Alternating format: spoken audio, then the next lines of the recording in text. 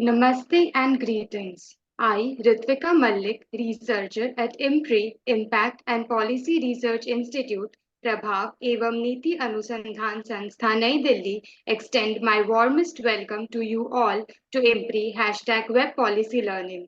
We are gathered here for the fifth day of Ending Gender-Based Violence Cohort 2, Awareness of Policies and Governance, an online national spring school program of 4-week online immersive certificate training course. This training program is organized by #IMPRI Gender Impact Studies Center.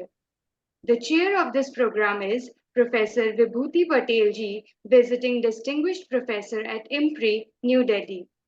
This program has an excellent panel of experts who will be sharing their expertise for the duration of this program. The distinguished panel of experts includes Advocate Dr. Flavia Agnes ji, Advocate Dr. Albertina Almeida ji, Dr. Wahida Nayanar ji, Professor Vijay Lakshmi Nanda ji, Professor Veena Vaswani ji, Ms. Anju Dubey ji, Dr. Padma Deosthali ji, Advocate Dr. Shalu Nigam ji, Advocate Celin Thomas ji, Professor Soumya Uma ji, Dr. Kirti Bolineni ji, Advocate Audrey de Mello ji, Ms. Nandini Sarkar ji, Mr. Harish Sadani ji, and Rituparna Neog ji. The panel of conveners comprises of Advocate Dr. Shalu Nigam ji, Professor Gummadi Sridevi ji, Dr. Simi Mehta ji, and Dr. Arjun Kumar ji. Continuing with our commitment to fostering awareness and actionable insights, I extend a warm welcome to all participants engaging in this crucial discourse on ending gender-based violence.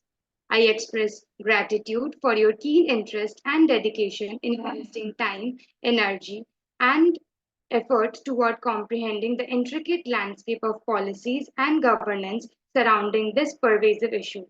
Your participation plays a pivotal role in uniting practitioners and enthusiasts alike, creating a collaborative space for impactful policy research and advocacy. Thank you for your invaluable contributions to this transformative course. We have also shared the course outline and reading resources in your email for your kind perusal. Before we start today's session, I would like to remind the housekeeping announcements once again. Please join the meeting on time. There will be Q&A session after each presentation. Share your question on the Q&A box. The questions must not be posted as an anonymous attendee. Ensure that your questions are precise. Refrain from making general comments in the questions to save time.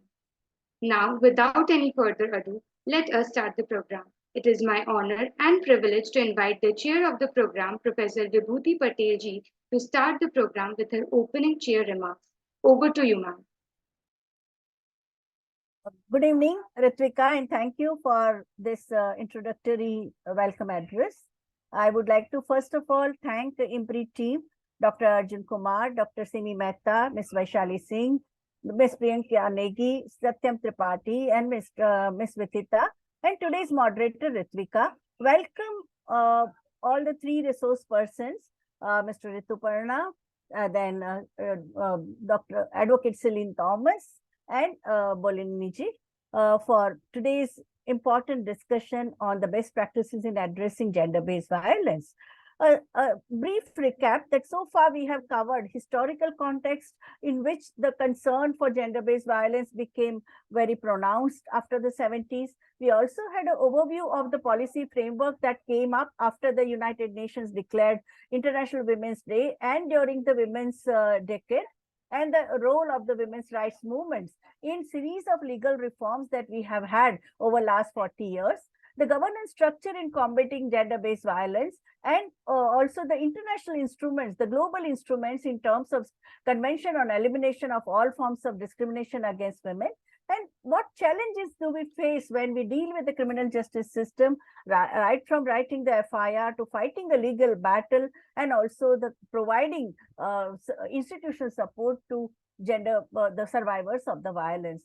So in the initial period of the campaign building against gender-based violence, the most empowering influence was that of a sharing of experiences of violence in one's own life, in the neighborhood, in the community, and at the workplace. This broke the isolation brought due to guilt and helplessness and self-blaming and victim blaming in which the survivors find themselves while confronted by violence. The common experience of gender-based violence cuts across caste, class, religion, race, geographical location, and the urban rural locations.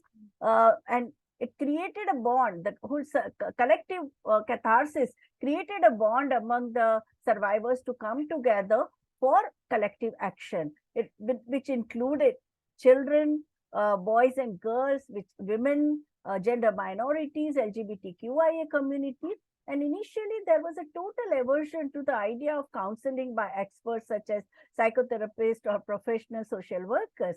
The women's rights groups and the other queer groups also believed in mutual counseling and creation of a self-help group where two or more survivors or the people with similar experiences, they talk to each other in an atmosphere which was based on the foundation of trust, confidentiality, respect, and faith, and also it was non-threatening, and that helped in deciding the line of collective action and understanding that existed, that is without victims' consent or without survivors' consent, no information should be shared. The demand for public action and political campaign must come from the people concerned. You can't have a proxy battle, no. So that is also that we are not fighting someone else's battle; we are fighting our own battles. Several national conferences, workshops, counseling sessions, or the consultations, they helped in evolving various strategies to fight against gender-based violence within the community, in the society, with regards to state repressive authorities, and various methods and the strategies and tactics were evolved. So today we are going to have a very important case studies of the successful interventions made by actual practitioner and committed activist Rituparna Neogi ji, Dr. Kirti ji, and Dr. Celin Thomas ji. Over to IMPRI team. Thank you. Thank you, ma'am, for your thorough recap of the events and your guidance as we embark on the fifth day. On that note, we are now progressing towards our initial session of the day on gender-based violence and LGBTQ plus communities. I invite Rituparna Neog, queer right activist, founder and director, Akam Foundation, queer intersectional feminist storyteller. Over to you, Rituparna ji.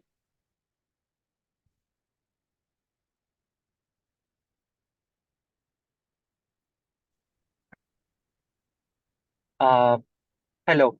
I'm sorry, Professor Vibhuti Patel. I just want to say that I have informed Arjun that I'm coming back from field, so I'll keep my video off. I just for the formality, I'm just keeping my video on now, and then I'll keep the video off. I'll speak. Okay. Yeah. So, yeah, thank you. After a gap, I'm part of this space again, IMPRI India. And it's always lovely to see the different kind of courses and the initiative you have been taking, and the kind of topics and the discussions which has been floating around, and it's really important. I'm really happy to be part of it again. And Zindabad, Satrangi Salam to everyone who were here. Yes, thank you. So um, if I start to talk about gender-based violence and the context of LGBTQI community, again, we have to think from 2, 3 aspects. One thing I will definitely say कि सोच के साथ ये होता है, and what kind of perspective or what kind of thought process are there behind when we see violence happens against the queer community. I will use the word queer from here now when I will refer to the LGBTQIA plus community. That will make easier for all of us to understand. And when I'm saying queer, I'm using it as an umbrella term, and I'm using for both the sexual minorities and the gender identity, like the trans, intersex, and then the whole sexual orientation spectrum here. So that is one. So why does it happen, and in what perspective we look at? That is one thing to look at and understand, and also where it is happening. That is also one thing to think about and reflect about where it is happening. Here, I will not really try to bring a lot of theoretical framework. Maybe the academicians who are here, they will be able to bring it and they will bring more.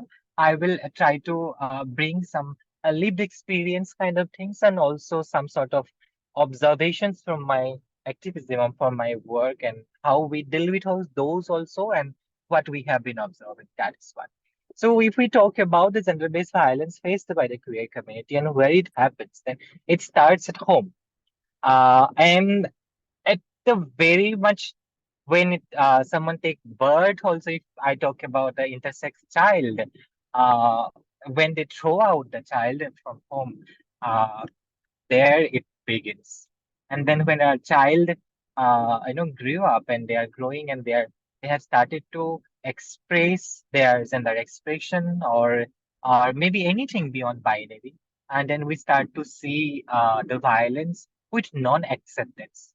The first things when we not accept, and then we try to suppress their feelings and suppress one's expression, and we say, "Kid, no, you can't be this. You have to be this." And when we are trying to attack the very much existence of someone, uh, I think there's the violence starts.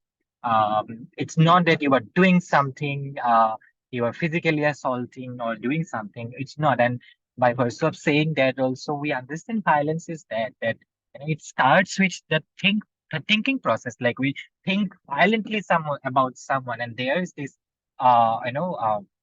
violence starts. Oh, thank you.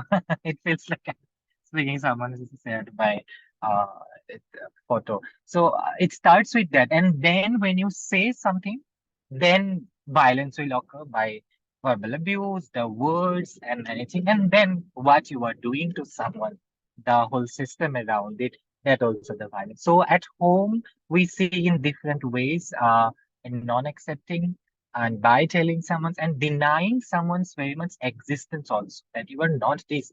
We are not even acknowledging that you are this.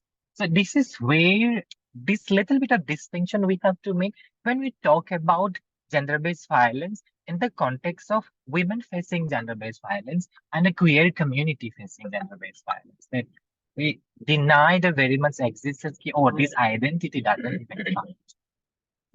And then after that, what we have seen, again, we try to forcefully try to put someone into the boxes and try to force a child throughout a process that you have to behave like this, you have to do like this. And then when they are in constant that pressure, that's one kind of violence and what we have seen in home. And I'm talking about the kind of spaces where we see what kind of violence, and I'm just trying to bring those examples here. So this is one what we see at home.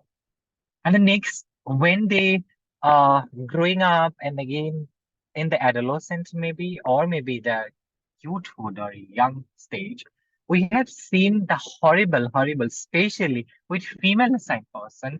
And there we have to again look at the intersectionality with the queer umbrella also. A female assigned person is more vulnerable within the queer spectrum. Again, when we talk about gender-based violence. So they are more vulnerable and more exposed to violence because we have seen people and talking about that conversion therapy, which has been using, and I will not really use the word therapy here because therapy, what we use therapy to get healed, therapy so that hum theek rahe, right? So, but here when we forcefully try to impose that whole conversion therapy on someone, just think about that violence happens in someone's body and mind. We have seen or we have heard about stories of rape that where the parents tell their siblings or maybe the cousins especially that you do this so that ये thick हो जाए, वो line पे आ जाए. These are the kind of words which have been used, and forcefully even marrying them off. I'll just try to take one example here, of course, which confidentiality without taking name and then any other context. So just 1.5 years ago, I was dealing with one incident where through social media, a young person reached out to me and then said that someone is in danger and they need some help. And that one friend was actually reaching out to me and said that one girl is getting forcefully, married off by their family, and she's bisexual. Uh, that was informed to me. And in this, of course, we have a process involved. And I said, can you just share the identity card or anything, information which is official information is available for that person? And when I received it, and I saw that the person, now I was using the word child, the person was yet to be 18 and there were 15 days left. And then this was a case we could build around child protection and all. So this case became very strong. The horrible incident, what happened when the girl confessed to their parents that, hello, I'm this, and they, within just 2-3 days, uh, took her to the in-laws house where they were fixing her wedding, and without that marriage also, which is again illegal because she was not already 18 also. They went and they took her to the in-laws home and they put there, and that was a very shocking case, and that happened in Assam. And then of course, through sideline and all, we could rescue her. And then the next day, with the intervention from the magistrate and all, the things were solved. But you can see the level of violence here in this case. That is done by family, and it happened within the family. And there we needed that institutionalized, intervention. But now think, if the girl would have been 18 plus, then again we have to take some other measure to handle this kind of case. So I have another example here, and I'm talking about a female assigned person. The gravity of violence is more, because a male assigned person maybe a lot of time have more mobility, being though you are queer, maybe तुम घर से भाग गया या कुछ अलग जुगाड़ कर दिया. But we have seen that mostly the trans masculine, spectrum people, the female assigned person, they are bound to stay back at home, do not have more agencies, do not have spaces. So there was another couple, queer couple, who were female assigned person. We got again a rescue call kind of things, that they are captured by their family and locked behind the door. And again, we try to investigate and all, kya age hai, and then their background and blah blah. Then that time we took help from the one-stop center because they are 18 plus. So this is how you have to deal again also, right? This kind of violence and everything. There were a process. There are incidents which is like, again, queer resilience. I talk about, like, I'm smiling when I'm saying another girl I met, and she was forcefully trying to marry it off. What she did, she chopped out her hair. तो उसको पता चलेगा कि उसको मार पड़ेगा, तो उसने बोला कि मैं बाल कटवा लिया ताकि मुझे कोई पसंद ना करे. देन वो भाग गया घर से. तो ऐसे बहुत लगातार इंसिडेंट हम घर पे देखते रहते हैं. The another kind of things, the manipulation and all, and what we term again here, that overcompensating as a child to your parents.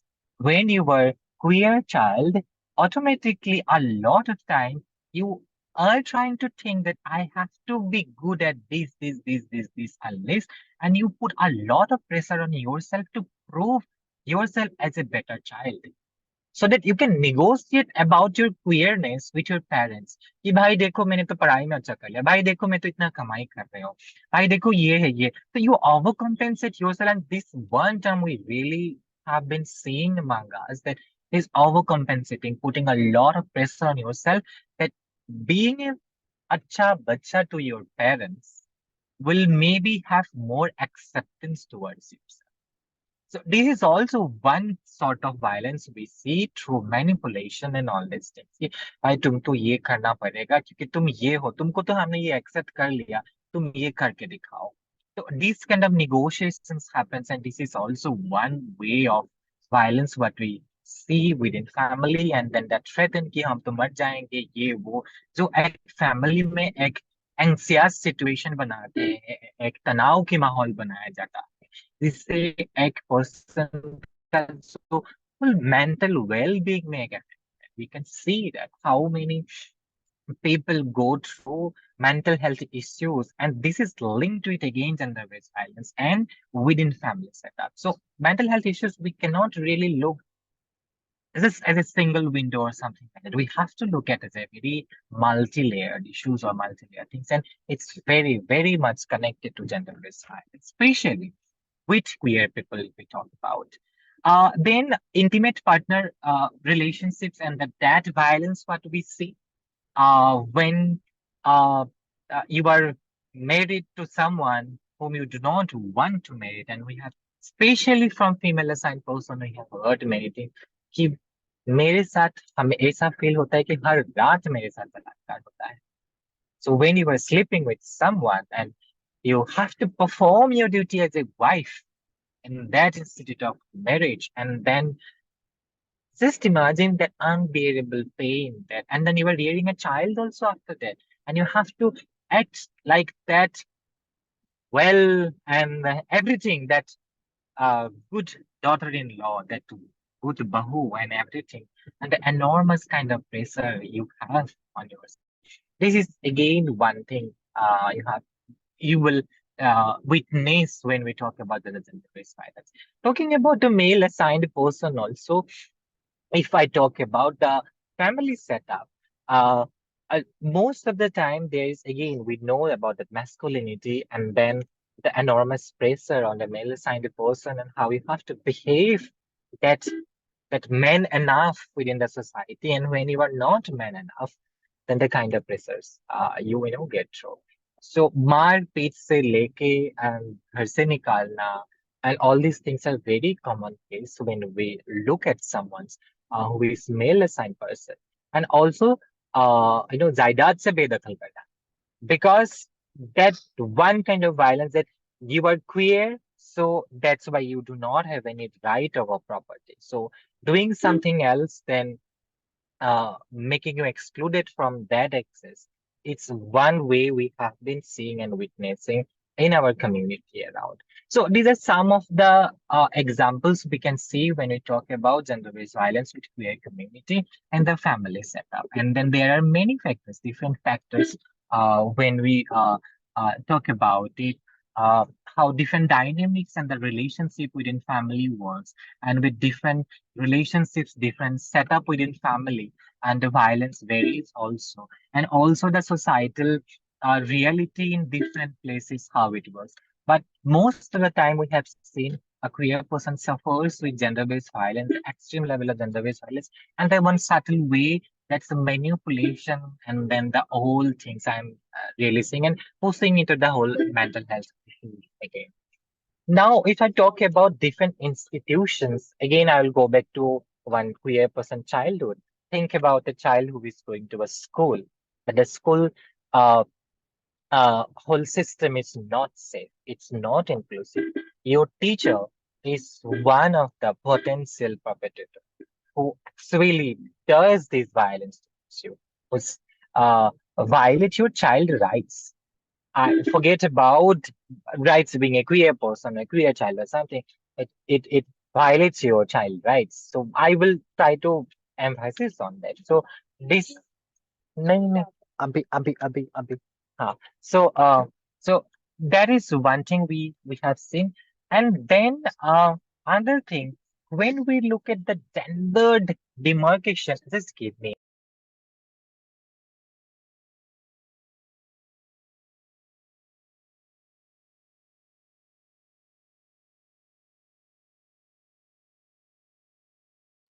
Rituparna Yeah, ji, we sorry. have lost you. So yeah.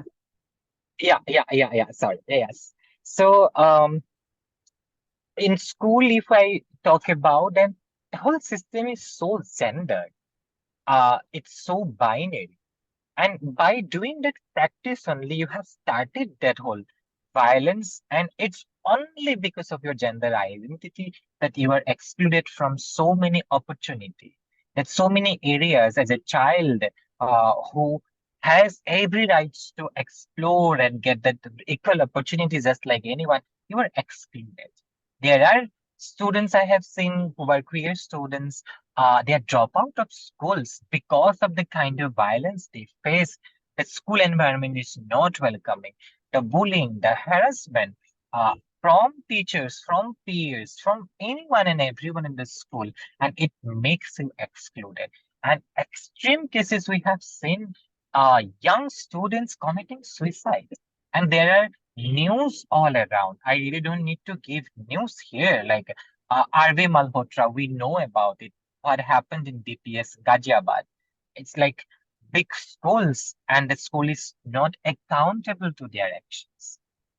They do not want to take any accountability. They will not put any action, any system in place. And it's not about simply blaming the peers. They also don't know. They're young child again who are doing bullying. But the मोटा पैसा लेके जो school चला रहा है, ये शिक्षा का व्यापार कर रहे हैं, who they are not accountable to that process. So they are not making the school as an institute gender inclusive and sensitive that we can stop this violence. So this what we have been seeing. And then college and university, we know how rigid, how violent it is, how it perpetrates different forms of violence, and it's again gendered. And one way I will just try to put it here that by not availing any kind of infrastructure for the queer students, you have started or you have initiated violence because the queer student or the queer person will be deprived of one opportunity. Forget about other kind of things, and it's basis on gender. Then these are the kind of way we look at in different institute for sure. And then think about the child or the person who are growing up, and then from schools, from education setup, and from institute, they are going to workplace. Now in workplace, what are the kind of violence they will face? First, you don't have much entry also, and after that, does your policy cover you as a queer person or not in all sort of HR policies and all? I don't think so. Many workplaces has. No. Do you have infrastructures in place or not? Do you have a sensitive workplace or not? If violence, sexual violence, or any sort of violence happens toward a queer person in workplace, how do we address it? Because the existing laws and all, how does it treat? So this scenario we have to think and we have to consider when we talk about gender-based violence and then the queer community. If we will look at even the uh, act of which is coming for the transgender person, also if I'll talk about the transgender person protection, again different kind of provision which is given, and there are very big debates and arguments how it treats differentially for trans person or maybe cis women, if the same amount of violence or harassment is happening towards a cis women and the transgender person, the level of punishment is different. So this again in institutional level, how we'll look at gender-based violence and the queer community from the law, from the policy making, we have to look at it and understand. And why all these things are happening? Because again, we are not really trying to take the consideration of someone's identity as equal, as well, as dignified. So we have different demarcation or maybe variables that, oh, we will take you as this much or we will take you this as this much. And we will have difference of, treatment for that because you are this. So this institutionalized way how we look at gender-based violence and treating to it and then understanding queer community will be very crucial to see also. Then we know that so many things happens and we know so many cases also, but I want to talk about the perspective here, deal with it and what we look at now. Many of us really do not know the rights which is available for you. If something happens to you, talking about violence only, happens to you, You do not have the adequate knowledge and the information around you that how you are going ahead, कि आप कैसे इसके साथ deal करें, ये भी हमें देखना पड़ेंगे जब we are talking about gender-based violence and the queer. So not much efforts or not much information we can see, and it extends to any kind of cases. When I look at a hospital setup, I have heard this kind of examples from uh, members from Kinnair community. अगर doctor हाथ लगाने से टकराते हैं, कि the kind of treatment, the kind of behaviors nurse will give or the hospital support staff will give, that's the violence you face. That you are denied a service, denied something, and every time you आपको लड़ना पड़ेगा. So all the time when we see, so these are the things when what we see in different spaces and different settings and institutions. And law, understanding law, and in this context, how law is prescribing or talking about dealing about it, that is also very crucial to look at. And all of us, this is a collective responsibility for all of us now to have more narrative so that in the mainstream, in the existing laws and policies and systems, we can make more inclusion and more inclusive way to handle gender-based violence for queer community, and how we can make a safer space for everyone कि हम रोक पाए इसको होने से पहले. So with this note, maybe I will just sum up here, and then I'll be over to the chair of the session. So thank you so much. Thank you. Thank you, Rituparna ji, for your invaluable insights during this session and for providing essential context and perspectives. I would now like to invite our chair, Professor Vibhuti Patel ji, for her remarks on this session. Thank you, Rituparna ji, for making such a powerful and clear and convincing case about the gender-based violence and what we need to do as a collective. People who are active in the social movement, who are fighting for human rights. I have three comments. One is that when in South Asia, when all the couples, like, they also use sex-selective abortion to eliminate female fetus. Don't you think that there is a similarity between the denial of existence of a girl child and the intersex child? Number two, that it is also found that those families, like families who abandon queer child, they rediscover them when there is nobody else in the family to look after elderly care.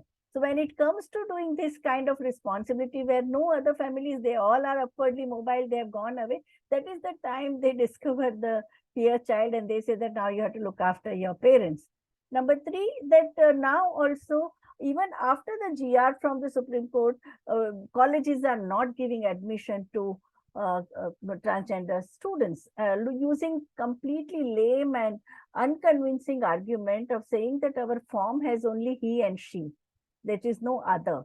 Now, this is not the kind, this was the same argument which was used against girls some 150 years back by the Bombay University, that our admission form only talks about he, him, and his. There is no her. So how can we give admission to girls? And that Parsi lady who wanted admission in Bombay University, she had gone to court, she won the case. So what do you think? Are there any petitions for the college and university admission by the transgender community and by the queer community?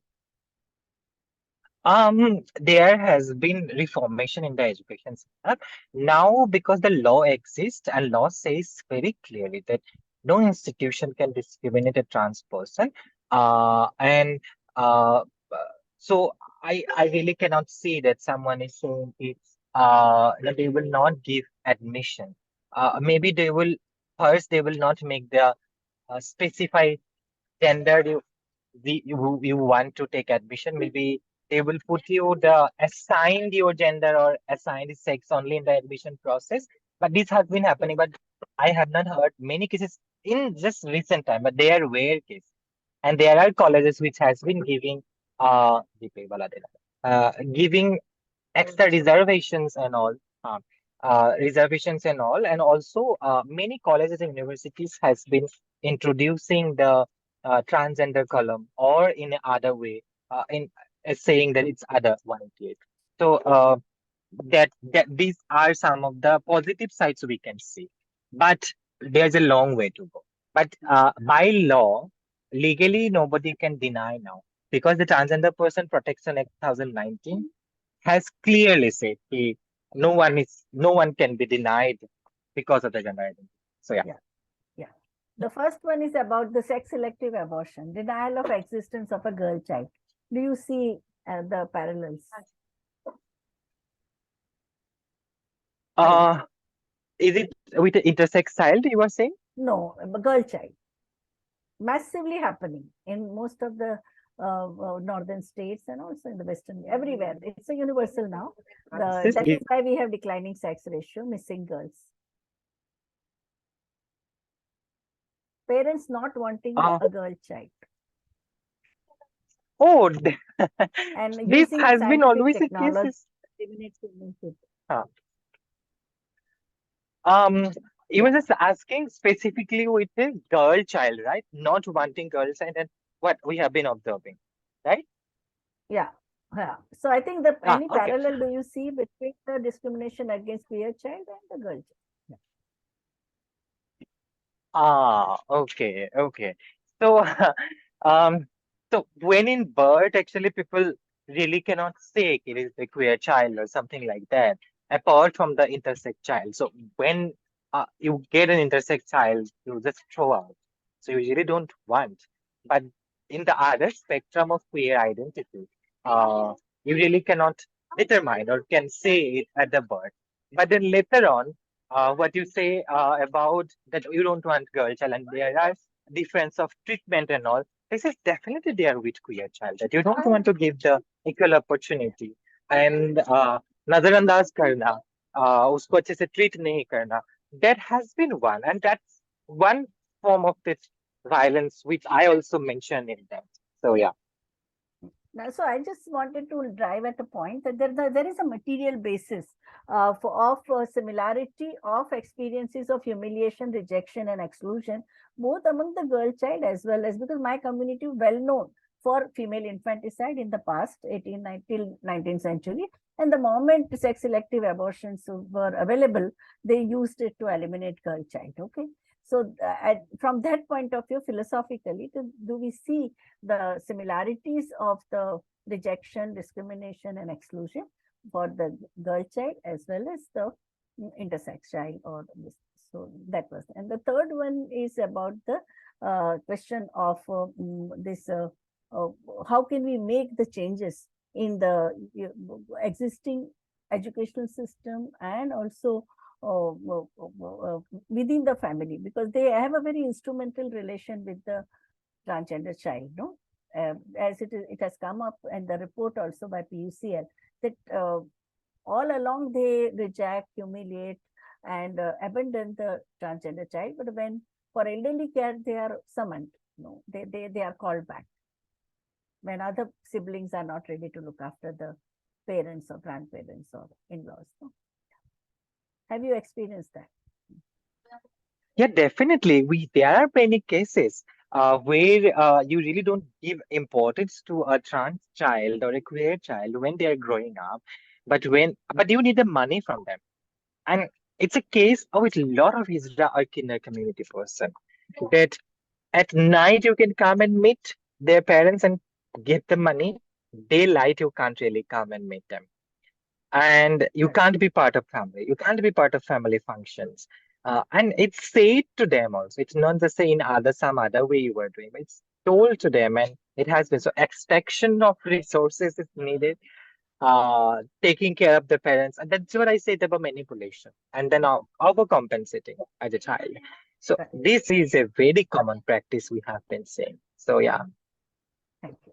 Thank you. Thank you so much. Thank you. So maybe I'll take leave now here. So thank you, everyone. Yeah, bye. Heartfelt thanks. Thank you, Rituparna ji, for guiding us through our first session and patiently answering all our questions.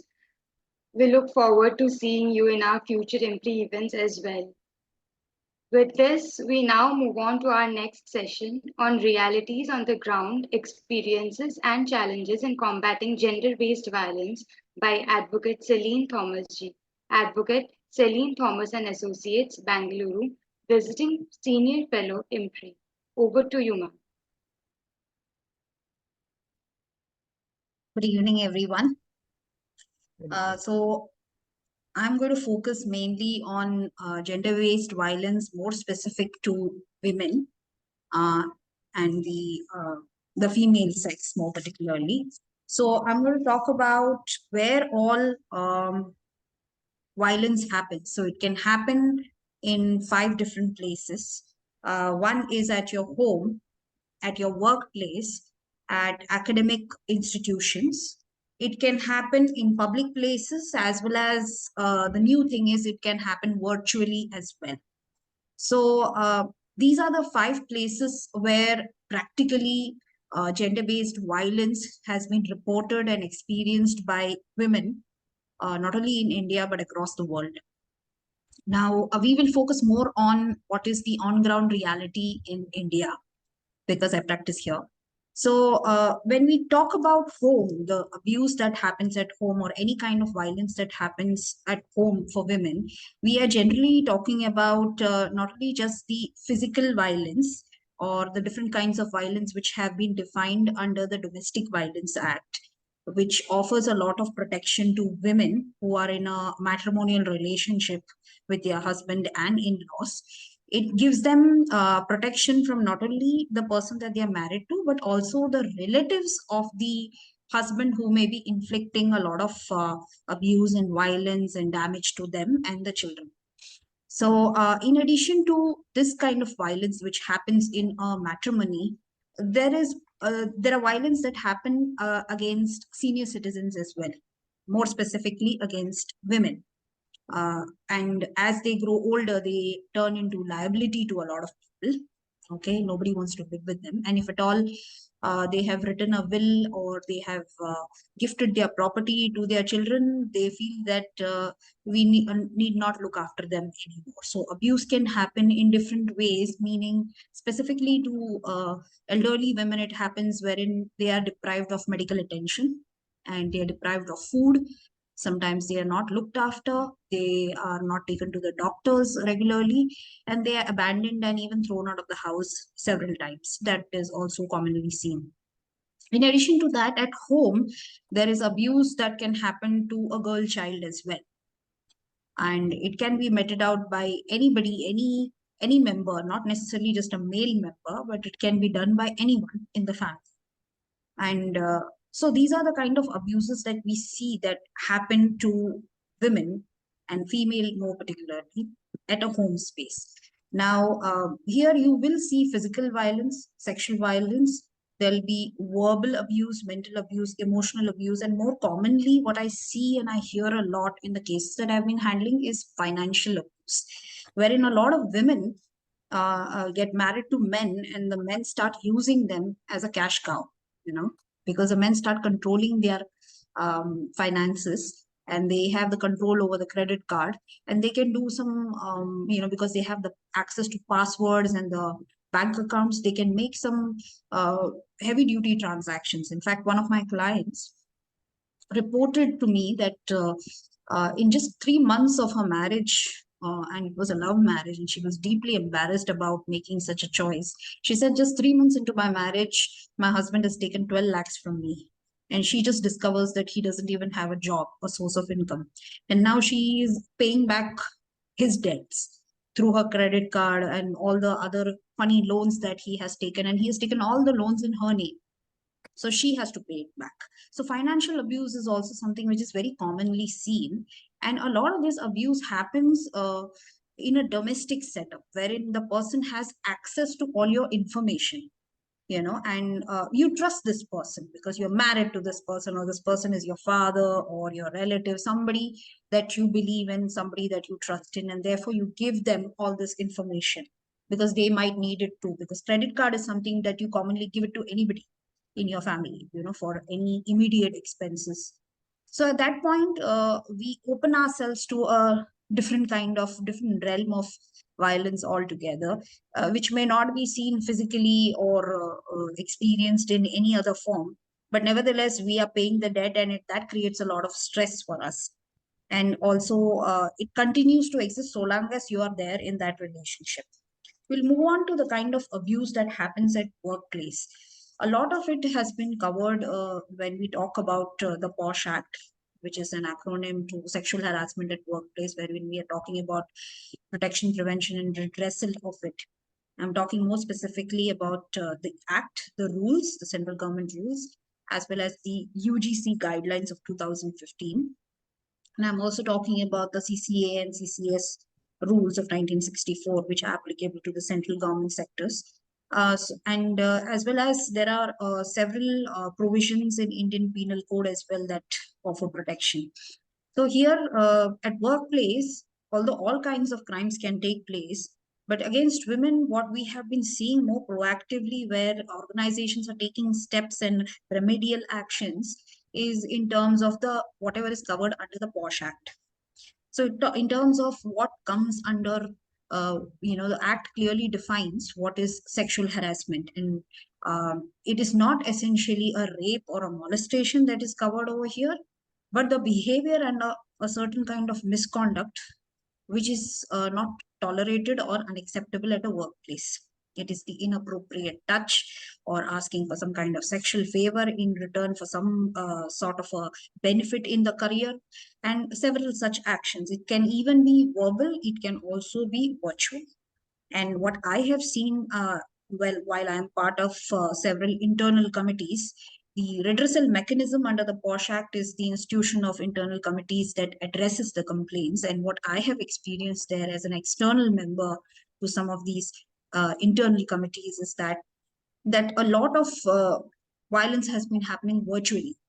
And this explosion happens specifically during the pandemic, because everyone was working from home. However, the instances of sexual harassment did not reduce, they exploded. And specifically in organizations which are TNCs and MNCs, which already had an option of work from home. Even before the pandemic, we saw these reports coming along, these complaints coming along, wherein some WhatsApp call has been made or Facebook request has been done, person has been changing their names and stalking this person on Instagram, on Twitter, and so many other social media platforms. Those kind of complaints also have been received by us, and we have seen it. It all comes under sexual harassment at workplace. Moving on, at academic institutions also, different kind of crimes can take place.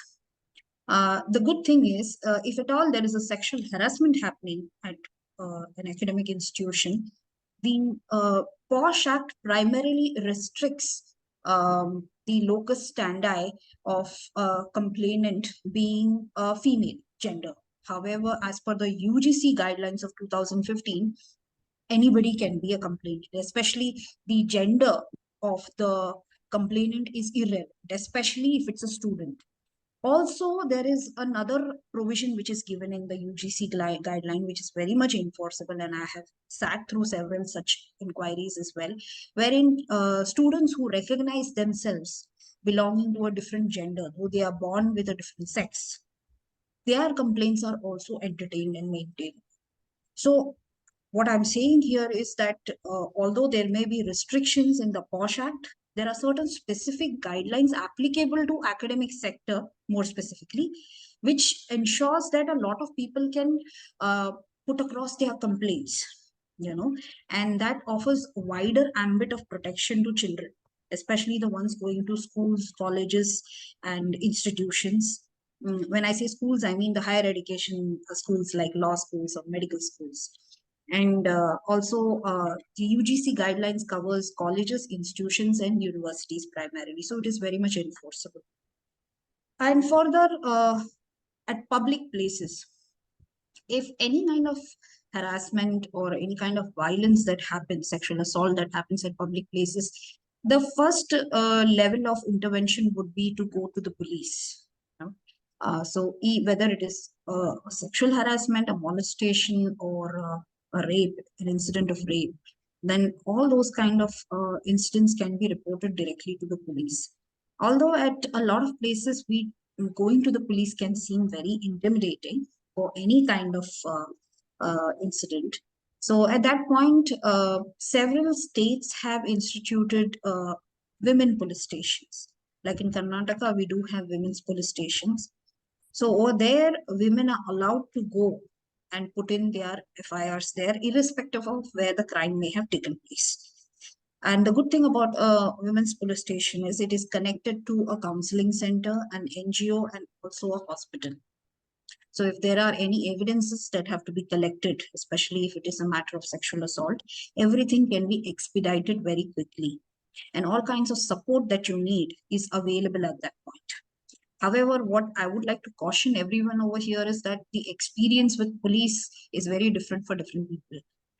Me being a lawyer, I have also experienced, sometimes I've seen police have been very supportive, and sometimes I've seen they have been just the opposite, making it extremely difficult to lodge a complaint. Wherein I remember once wherein I have gone 3 times to the police station just to get one FIR done.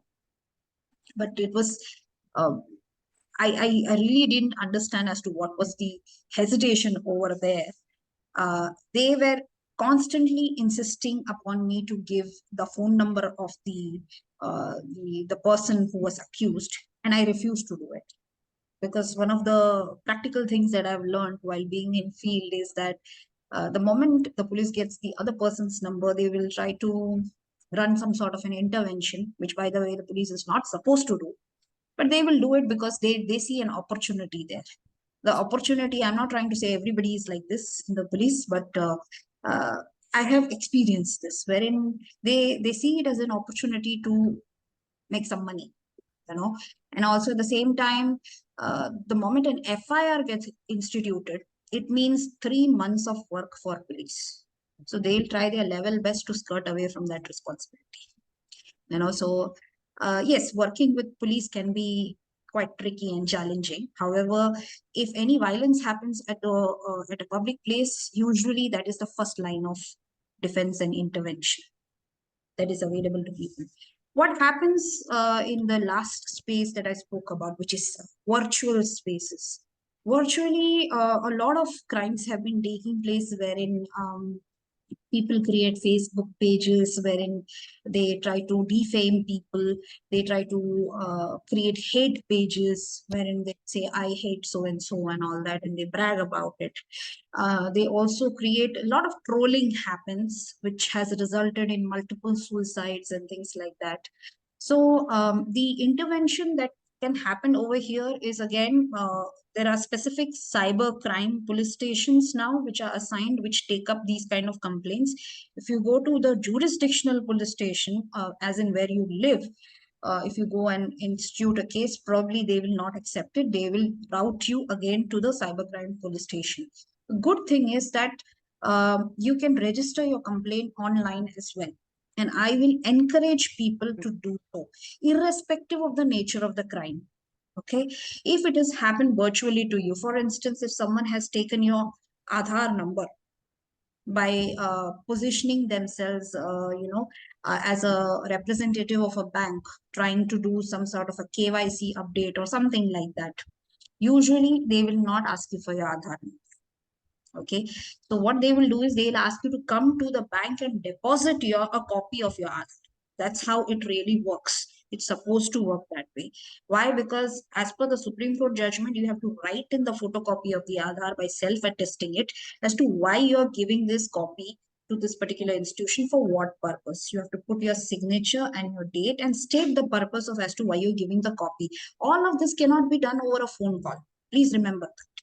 So these are things that can happen. I have seen a lot of women undergoing a lot of, financially back channel gets created, because now everything is linked to your Aadhaar and your PAN card. The moment they have this number, they can create a back channel and hack into your account. Of course, it creates another set of challenges, meaning you may have an issue with the bank also, because bank may not have enough remedial measures to protect your bank account. But more importantly, a lot of time these kind of crimes happen because the people who are stalking you, who are doing this, they are profiling women who are working and who have a certain amount, and probably it is lying with a bank wherein it is very easy to create a back channel and take the money.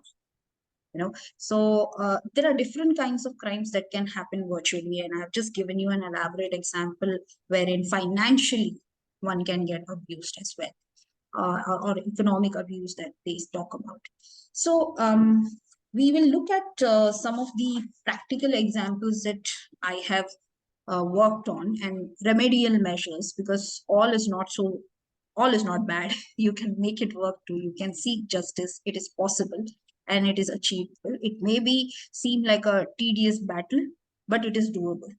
Now, when I spoke about a couple of specific legislations and specific crimes that takes place at these 5 different spaces that we have discussed about, I will focus on a couple of them on how you can look for remedial measures if at all you come across that you are going through something like this, or someone that you know is going through it.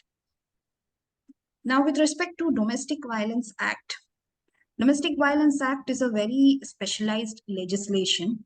It is a gender-specific legislation. It is not a gender-neutral legislation. It is meant primarily to protect women who are in a domestic relationship with people whom they have complained about. Primarily, it is used against the in-laws and the spouses. The good thing about this act is it provides you a protection order. You have a relief of that. So if you need protection from your family members, you get an order and there will be police available to protect you from those people. Secondly, you get a residence order, irrespective of whether you are an owner of that flat or not, that house or not. Nobody can throw you out of your matrimonial home. You get an order from the court. The other members will have to vacate the house. You can live there with your child in your matrimonial home. It's possible. Then there is a compensation if you have suffered some physical injury for which you had to take some medical help and all that. You get compensation as well. Then you also can claim legal expenses, although you cannot take it to the fullest extent, but that can be awarded, which no other act really provides it in specificity. You can claim maintenance for yourself and for your children as well. Domestic Violence Act has got provisions and penalties in such manner wherein it is pretty strong in terms of ensuring that it does not perpetuate, the violence does not perpetuate. But what is more important, how you can use this act, is when you are actually having a shared domesticity with the person. So if you have moved out of the house and you're filing this case after 2-3 years, it may not be maintainable. So it is important to leverage the provisions of this act while you have still been cohabiting with that person, or you have recently separated. Like almost a period of within 6 months of separation, if you file it, you can definitely avail all the benefits that you need.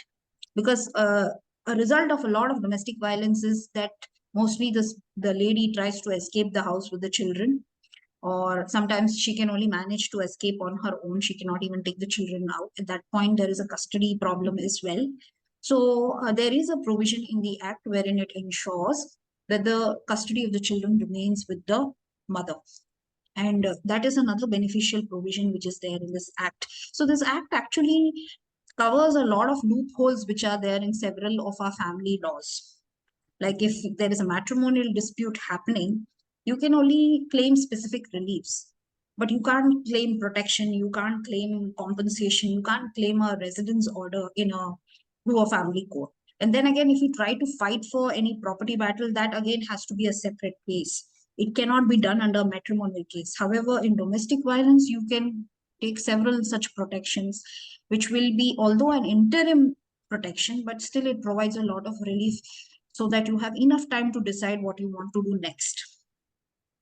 And typically what I have seen is when women file domestic violence cases before the court, the magistrate, usually there is also a parallel proceeding happening in the family court or the district court with respect to divorce and custody.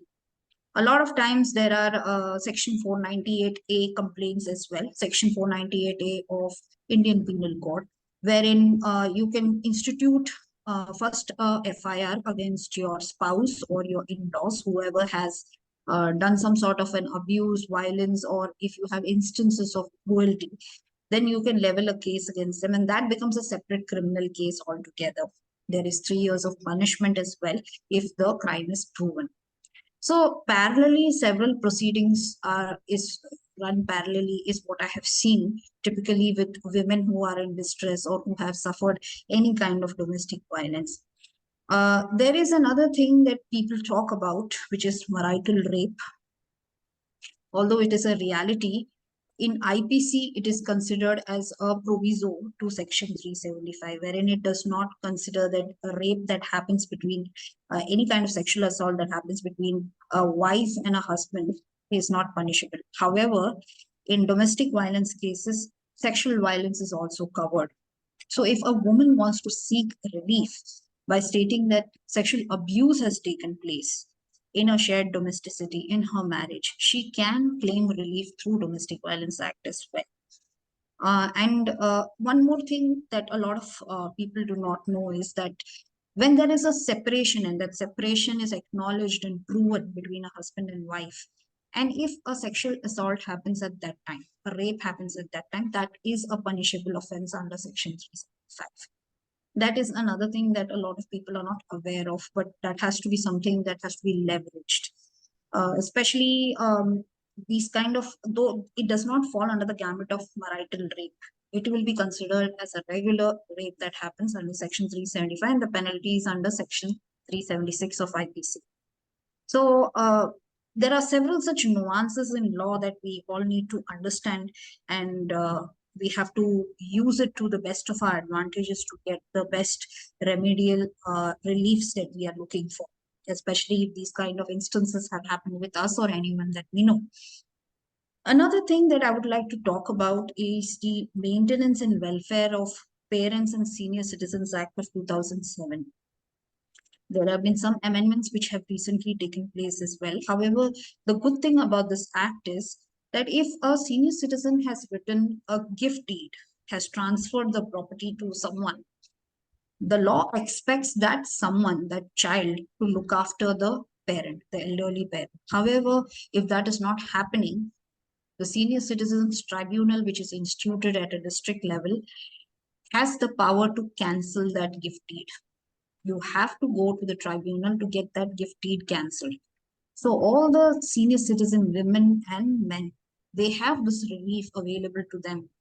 So if you are a senior citizen person with no source of income and you're dependent on your children or people who are looking after you, whom you have given your property to through a gift deed, you can get it cancelled through this particular tribunal and ensure that you also get maintenance.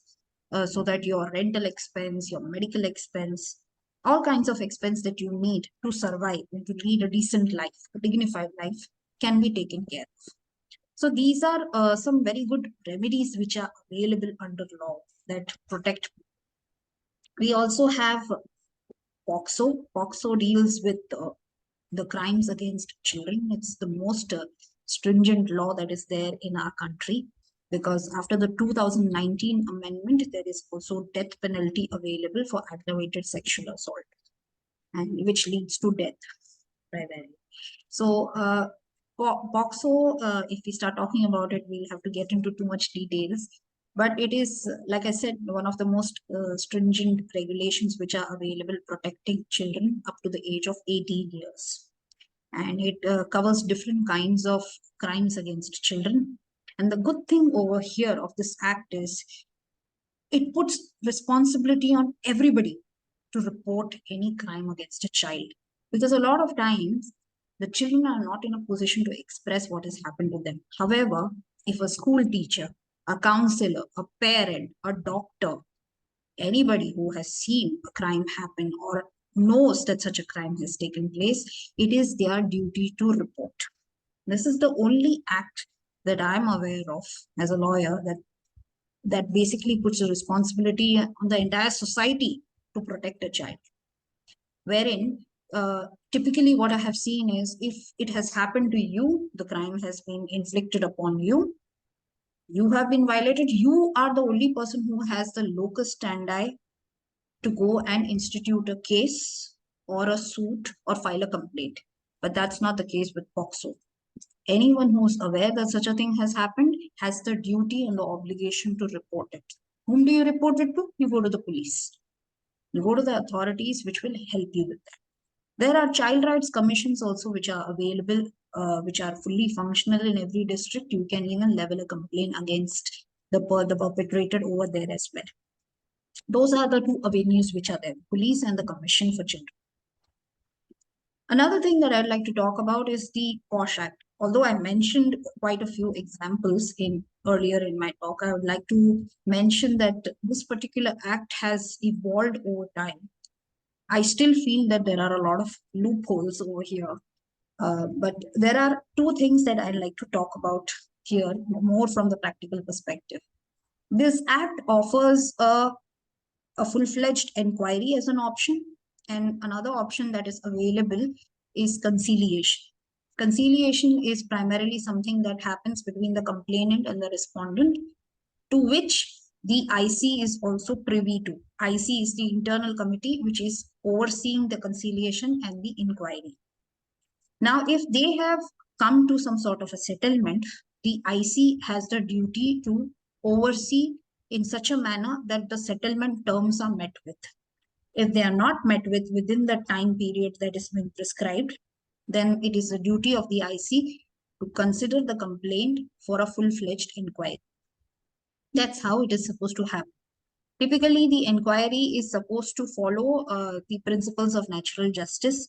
Many of them have been following the civil procedure code as well, wherein they have been summoning the witnesses, summoning the respondent and the complainant, having inquiry sessions with them, asking them to get evidences, sourcing CCTV footages wherever it is possible to find out and to understand the veracity of the claims which are made in the complaint, as well as the statement given by the respondent. Those kind of things are also happening. And in that case, it becomes easier to fairly conduct an inquiry. However, I would like to mention over here, an IC does not investigate, it only inquires. The distinction between an investigation and an inquiry is, in an investigation, you actually go out to hunt for the proof, while in an inquiry, you just appreciate the facts which are there before you. So the person who may have suffered sexual harassment at workplace or in an academic institution has got an alternative option of going to the police or the Women's Commission as well. If you're not convinced that the workplace IC is going to provide you the justice that you seek, the penalty for section 354 of IPC is far more stringent. So if you feel that the POSH Act, the punishments which are given in the POSH Act, because the highest form of penalty which is there under the POSH Act is termination of employment.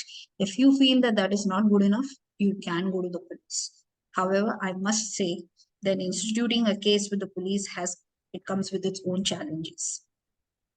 One of the things that I always encourage people to do is to go to the State Commission on Women. The advantage of going there is, if you give your complaint there, they give you an acknowledgement seal, which makes it sort of mandatory for the police to submit a report to the commission. So what happens is, if they are not willing to accept a complaint when you walk in there, when you take a copy of the commission's complaint, they will have no other choice but to actually look into your complaint. They may not start a full-fledged investigation, but they will at least consider your complaint and you will have a acknowledgement with you.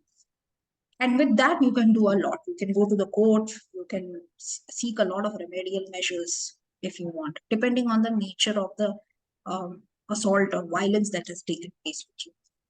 These are some practical things that I have come across while I've been working all this while as a lawyer. And I believe some of it can be used in a very practical way by most of you. So you may not need a lawyer to accompany you everywhere, but you can do a lot on your own as well. It is a good idea to get yourself acquainted with what are the provisions that are applicable before you go to the police station and institute a complaint. It is very important to give a written complaint is another thing that I insist on. Don't just go there and stand there and expect them to write. They will not do any of it. You will have to go with a written complaint. And they will make you rewrite a complaint, which is okay. But it is better to have the facts written in front of you so that you don't miss out on things. It's not a great idea to give them the originals right away, or originals of whatever. You can give them, it is better to give originals in the court, because they will be able to appreciate it in a profound manner, and it will be easier with respect to the adjudication of your matter as well. When the police registers an FIR and starts an investigation, you can give the originals to them, because it is mandated as per the chain of command with respect to the Evidence Act, that the police is supposed to receive it, and then it is supposed to go to the repository, to which only a court can give an order what happens next to it. So there your originals are safe, and you can even claim it later, depending on what kind of documents or what kind of evidence you have deposited with the court. So with that, I'd like to wrap up my my session. If there are any questions, we have to answer. Thank you. Thank you, ma'am. Your expertise and perspective have added tremendous value to our collective understanding of this crucial issue. I would now like to invite our chair, Professor Vibhuti Patel ji, for her remarks on this session. Thank you, Advocate Celin Thomas, for making the whole discourse so easy to digest, and I think demystifying all the laws regarding 5 types of gender-based violence that you explain along with your first-hand experience and case studies. I would like you to explain zero FIR, what does it mean? Because we read in the newspapers about the zero FIR.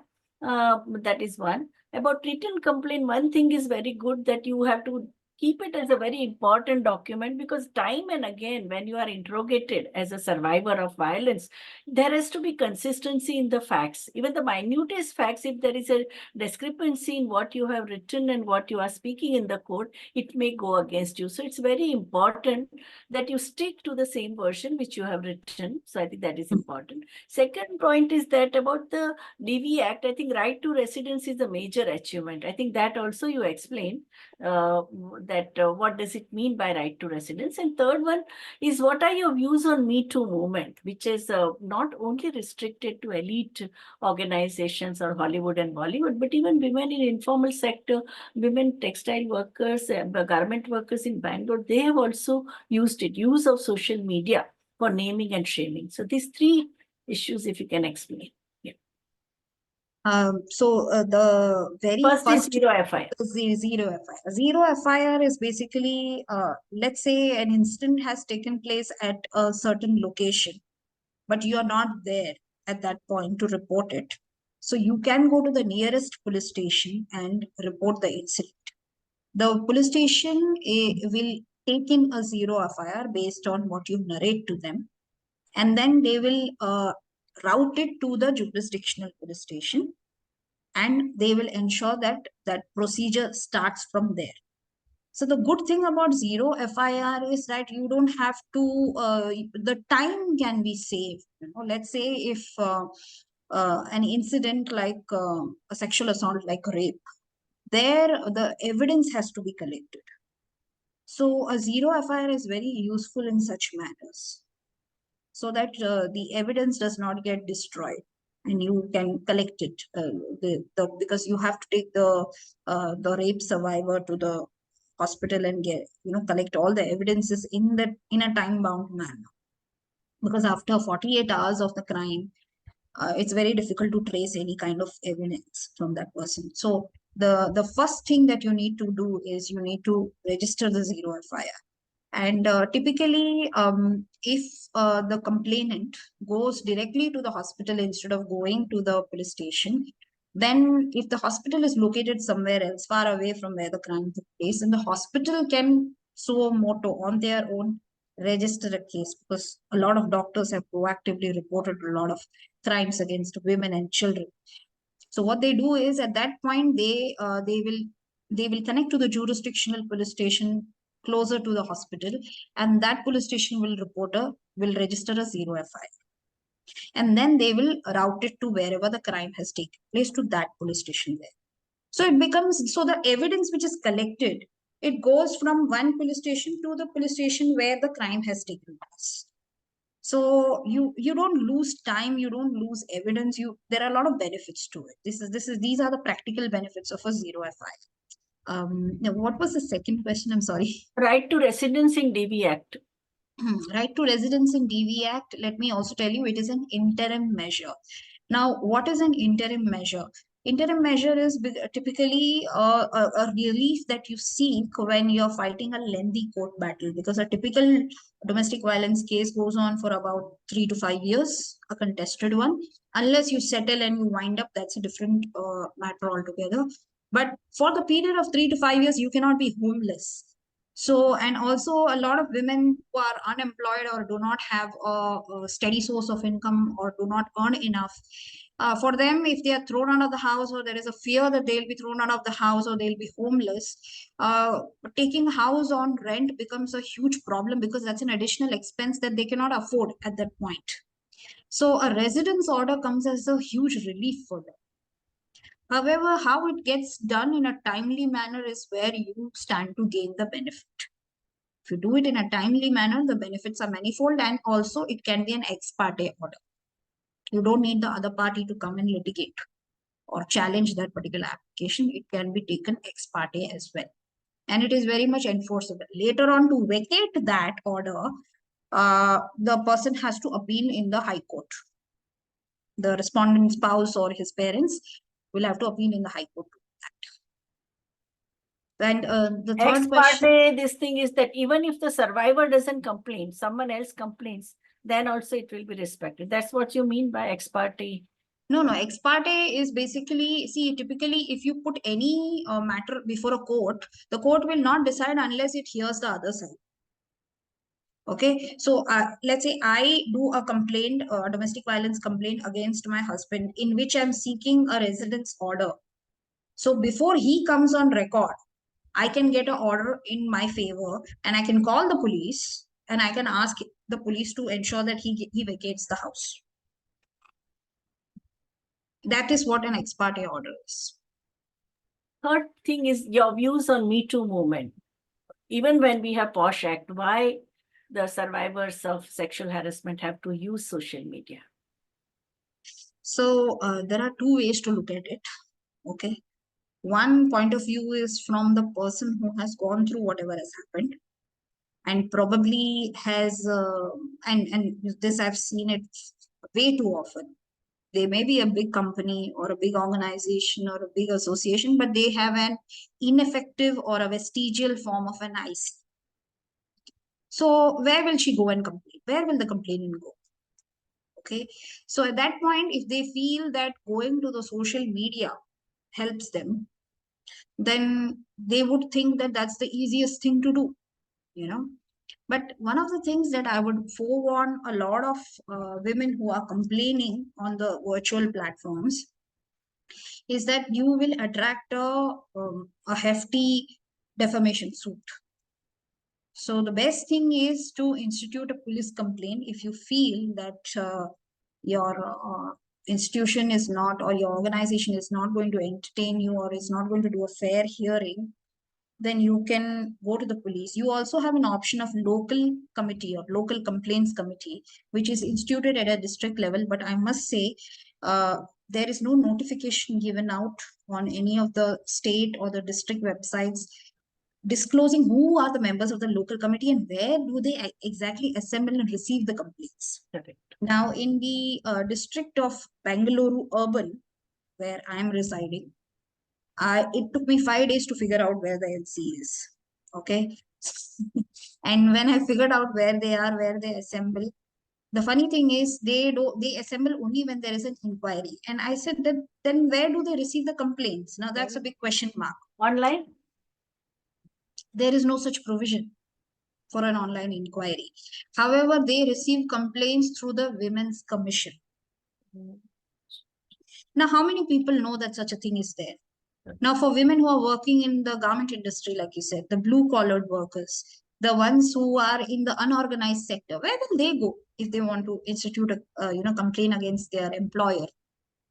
For them, they need to know where this LC is. First of all, the LC is a phenomenon that they'll not even be able to fathom and understand. To top it all, though there are mechanisms for justice, the access to it is a huge question mark because the awareness is less. It's abysmal. That's why I'm insisting on police and the Women's Commission. So, with respect to Me Too women's movement that I have seen, I think it started when the level of frustration was very high, but it has also been misused of lately, just to defame the company, to pressurize it into doing whatever someone may want. So from the company's perspective, if at all they have an IC and they have promoted it in their organization, and the woman has chosen to go and complain on, reveal everything on the Twitter or any other social media platform, they have to be careful of a defamation suit coming their way. Ideally, you should institute a complaint before the police station, and then if you want to talk about it in social media, you can do that because you won't be lying. Otherwise, it seems like you are just trying to draw an attention and defame somebody. If you genuinely have a complaint, you should institute it somewhere. The thing about instituting it in IC and LC is the proceedings are private. Now, if you go and complain on social media platform about it, that such a thing has happened to you, after instituting a complaint before the IC and LC, then you're basically violating the privilege and the confidentiality of the proceedings. Then the company can again attack you for doing so. So we have to be very careful when we are using the social media platforms. But we also have to be very empathetic towards those women where for them access to justice becomes a difficulty. And getting, getting some sort of attention to their problem becomes easier through social media. But how they all handle that problem once it reaches to a social media platform is what needs to be seen and understood. But it has also found that because they shared this in our social media or blog, so many other survivors who had kept quiet, they also mustered up courage and came out. Especially we have seen the interns in the law firm or some of the complaints against the judges and some of the complaints in the film, like the woman who formed the film actresses association in Kerala, she was saying that it all started with Me Too, and then so many women started sharing their horrible experiences within the film industry. So it became a platform for sharing, caring, and emerging solidarity among the people with similar horrible experiences. So I look at Me Too movement as something that has shed light on all the women who could never access justice or could never avail justice in any form, in whatever form that may be existing. So I feel that it has given a platform for women to be vocal about what has happened to them, especially in a scenario where they couldn't access justice or it was a difficulty for them to do so. So, but however, I would urge people to use the systems which are available, educate themselves to whatever extent possible, and leverage on social media to gain that kind of knowledge, because what happens is a lot of things that get published in social media is not regulated, and it will not always be the truth because you're not listening to the other side. You're only listening to one side. So, if you're only listening to one side, then you're not really serving justice to people, because the principles of natural justice require that you hear both the sides. And what happens in any case, there is an unequal relationship, no? Like those medical students in New Bombay, all 48, 50 medical students, they said how the professor was treating them, or the cases of legal interns. They are so powerless in front of a judge or a senior lawyer. So in any case, the balance is in favor of a accused in terms of social position economic and political mileage that that person has. Or even those Hollywood cases where these women, or the British BBC, all these young journalists, they revealed this after 30, 40 years. But those women, they were the demigods, no, in the field of journalism, and these were the young entrants. So as it is, like power, that the power is in favor of men. No? Yes, ma'am. If you see this MJ Akbar and Priya Ramani's case, it went for a long time, and yeah, finally she got some justice. But then again, the way the power is being used against against a woman. So and even otherwise, I have a case which is against Times of India office, and the journalist is fighting this case, and it's for 15 years this case is pending. She won in trial court.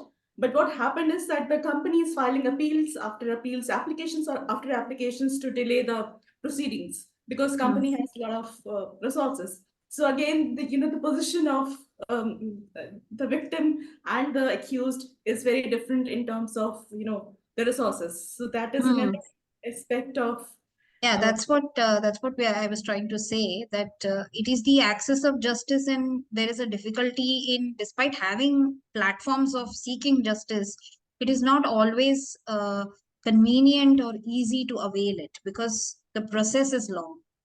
Like they say, the slow wheels of justice. It takes time to decide who is guilty, because at the end of the day, you're taking away their life and liberty. You're depriving them of a lot of things. It's not just a slap on the wrist penalty or a fine. It's something big that is coming their way. So it cannot be decided haphazardly, and it needs to have a neutral platform. And what happens with social media and the regular mainstream media, the broadcast and all, it is sometimes showing everything in a one-sided manner. Let me give you an example. The war which is happening in Israel, on the Gaza Strip.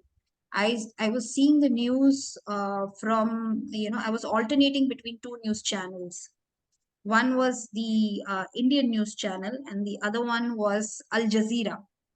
So the Indian news channel was showing it completely from Israel's perspective, and the Al Jazeera was showing it from Palestinian perspective. So what I've seen is that broadcast and mainstream news media channels also can be biased. They will not cover the entire picture. And how many people will really think of I'm not talking of the media channels controlled by the media barons. I'm talking of the powerless person entering into the career, and she doesn't get any platform for justice or any democratic platform, and uses Me Too movement with social media for sharing, and even psychological. Even all those women who have accused BBC journalists and media barons in BBC, they are in their 80s. But it is also psychologically, you need a closure, no? Otherwise, whatever is panting up within you, that you did not fight against it, you suffer silently. That aspect also goes. So from an individual survivor point of view, also venting it out, and other people expressing. Priya Ramani's case, the moment Priya Ramani stuck her neck out, so many other women journalists also came and shared the same experiences. No, that whole process is quite empowering. No, Yes. And also it also makes you, it boosts your self-esteem that you did not only suffer in silence, you also protested, though all the forces were against you. No? What happens after that is ensuing legal battle, which the person may have avoided before complaining or venting out on Me Too platform. And that requires the person to follow the mainstream justice system which is available. So the only thing that I would forewarn anybody who's complaining on any social media platform is to be ready with the evidence. Be prepared for what is coming after that. See, Raya Sarkar state, people said that they will face prosecution. They did not. They were ready to fight out. They had all those emails and WhatsApp messages and the love letters which were sent by the PhD guides and established professors and all that. They had collected. She was collecting all these evidence. And after that, none of them would threaten these young PhD scholars or young teachers or people who were on a contract. Basically, those who are on a contract, they are more vulnerable. They could cover because they were smart enough to keep the evidences. So had any defamation case been there against them, they would have produced that in the court. No? That's the kind of preparation you need to have, irrespective of whether you're going to the police, women's commission, or even a social media platform. Correct. Yeah, very important. Thank you. Thank you. Thank you. Very well lucid and understandable. I just want to thank Vibhuti ma'am and IMPRI and Dr. Arjun and Dr. Seema as well for giving me this platform and this opportunity. Thank you so much.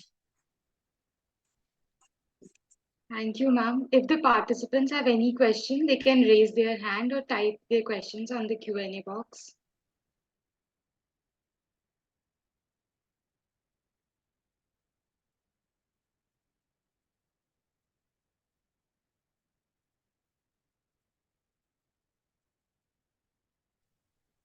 Hello. Yeah, Natty Lopez. Yeah. Introduce yourself and your work, Net Personality. I'm Natty here from Sakya Women's Guidance Cell from Mumbai. And we too work with posh committees and even the DV, what you very nicely, all these different acts pertaining to women's harassment and abuse. You spoke very nicely. Thank you for that.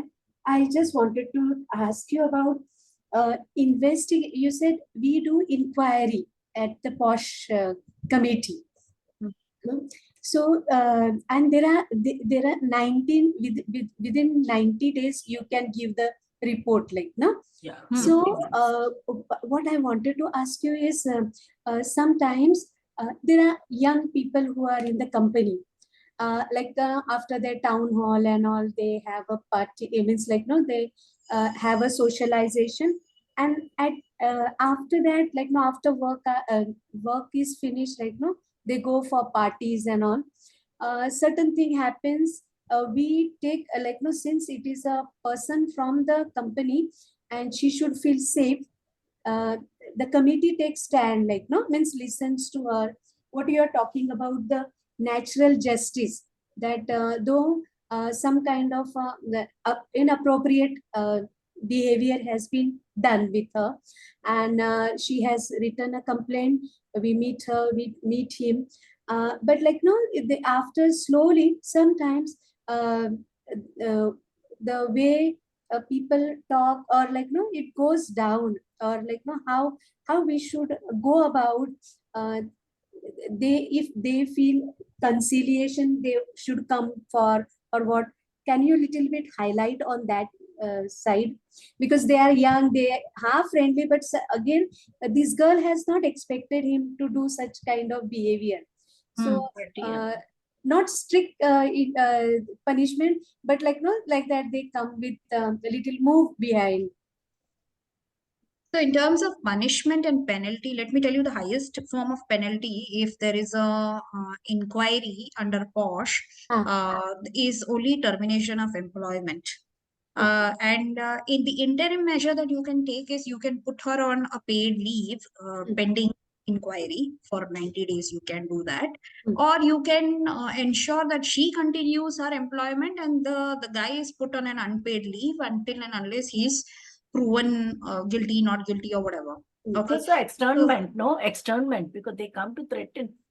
Yes, yes. Colleges So and the whole idea is to keep them separate, the complainant and the respondent. Now, in terms of conciliation, the law is very clear that it has to come from the complainant and the respondent, that they are open to conciliation. We cannot recommend them that as members of IC, because otherwise it will seem like we are not really ready for an inquiry, and at the same time we are not giving them the very first choice. The first choice is actually the inquiry.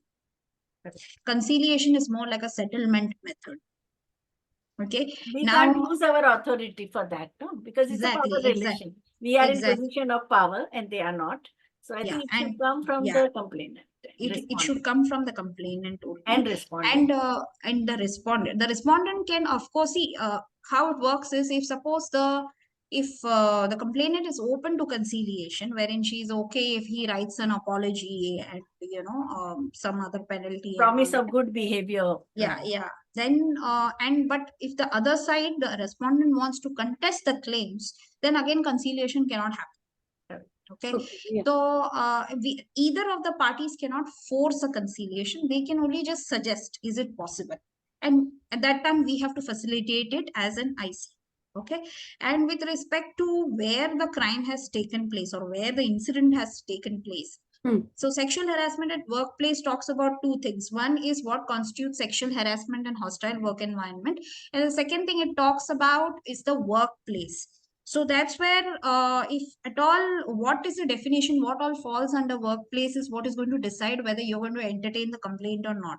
Nobody is denying that such a thing has happened to her, but where has it happened? If you don't have a jurisdiction to entertain the inquiry or the complaint, then you have to take her to the police station. Okay. Because we received a complaint from a lady once who had complained against her senior manager, wherein he had come to her house. She didn't invite him. Her roommate had invited him. And one day she gets up in the morning and this fellow is lying right next to her. And she was shocked because they both had two separate bedrooms. And this guy was in her room. And she didn't even realize it.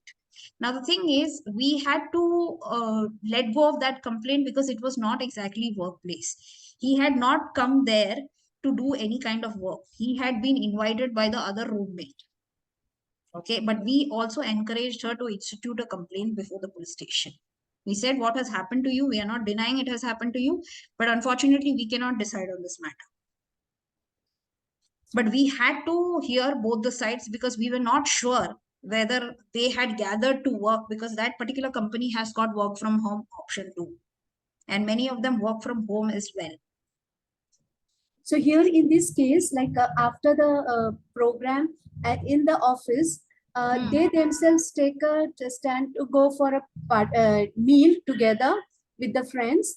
And on the way, in the while traveling, this kind of inappropriate action takes place. And so that is the thing. So, but we took it as a workplace because soon after the work and same time, both will be working in the same place. So where she need to have a safe space. So that is why we took it. May I also say this is a gray area? Okay. Because this is an after party which was not hosted by the company. Yes. So for there is a technicality over here. Okay, Yes. this may not be seen as a workplace by many. Okay. Because bunch of people from the office decided to go on their own outside somewhere. Yes. Although they are working together, but that particular party or that outing was not sponsored by the organization. Yes. And therefore it is not a workplace. But however, it is a gray area, which is why if you want, you can entertain the complaint. But if the fellow appeals, you have to remember that there is a technicality here. There's a technical error here. No, but that many NGOs have faced this situation and we have taken stand. Because what you may say, there is a pressure on women because they say that you are conservative or you are not a team player, and all type of blackmail goes on, no? Yes. To pressurize a woman to accompany because they also think that women add color in the party, no? So that kind of ideology is also there. Yeah, so we have taken stand. We have taken a very strict stand. Even when the foreign interns come to NGO and they go for they was one of the members organizes party. The Delhi case, no, where intern was invited to the party at the director's home, and she was raped there. No, I think Dr. Shalu knows about it, where they said that feeble no is not no. No, that case. Mohammed Did not happen in Mohammed Faruqi's case. Correct, Mohammed Faruqi. That did not happen at the workplace. It happened at his residence, and where this intern was also invited for this. Now, those who want to do victim blaming, they said that why it was not part of our work. Why did she go for the party? But having said that, Dr. Patel, having said that, rape is not covered under sexual harassment. The bigger relief is available with the police if you institute a complaint under IPC, because this is a full-fledged sexual assault. Yeah. But and the posh is cases take 8 to 10 hours. While posh cases in 90 days, you have to give the yes, but you can only terminate him now, which is again a slap on the wrist for a crime like rape, Yeah. If he just gets terminated of employment. Yeah. Ma'am, just wanted to ask you. So this is a gray area. So Hmm. that means if she wants to have she wants to penalize him, or she want to go ahead to give him a kind of take a action, she has to go to the police station then. Yes, she can go to the police station. No, see, Having said the that, child will not go to the police station. We have got several cases where principals have invited temporary teacher at home, or the Lala Lajpat Rai case, you know, a principal was demoted. Another case of principal of Bal Bharati College invited a student at his home.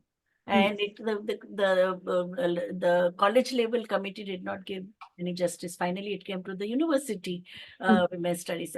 And the main thing that we asked, internal committee asked that principal, why did he, and now there are thousands, how can a principal invite a girl at his home? And then she complained. So even it did not happen. What the misbehavior did not happen in the college premises, pressurizing a student to come to his residence. And after that, we saw Bombay University WDC has clearly mentioned no teacher can visit the student's place, residence, and cannot pressurize the student to come to his or her residence, because that happens at the time of Viva. You saw the TISS case. It is at the time of Viva that the blackmailing, where the dissertation is submitted and the student is waiting for Viva. That is the time the professor calls her at his flat and he rapes her. She wanted her degree. She did not say anything, but only after she got the degree, she filed the complaint to WDC of TISS. You must have read about it, extensively written in Mumbai Mirror and all.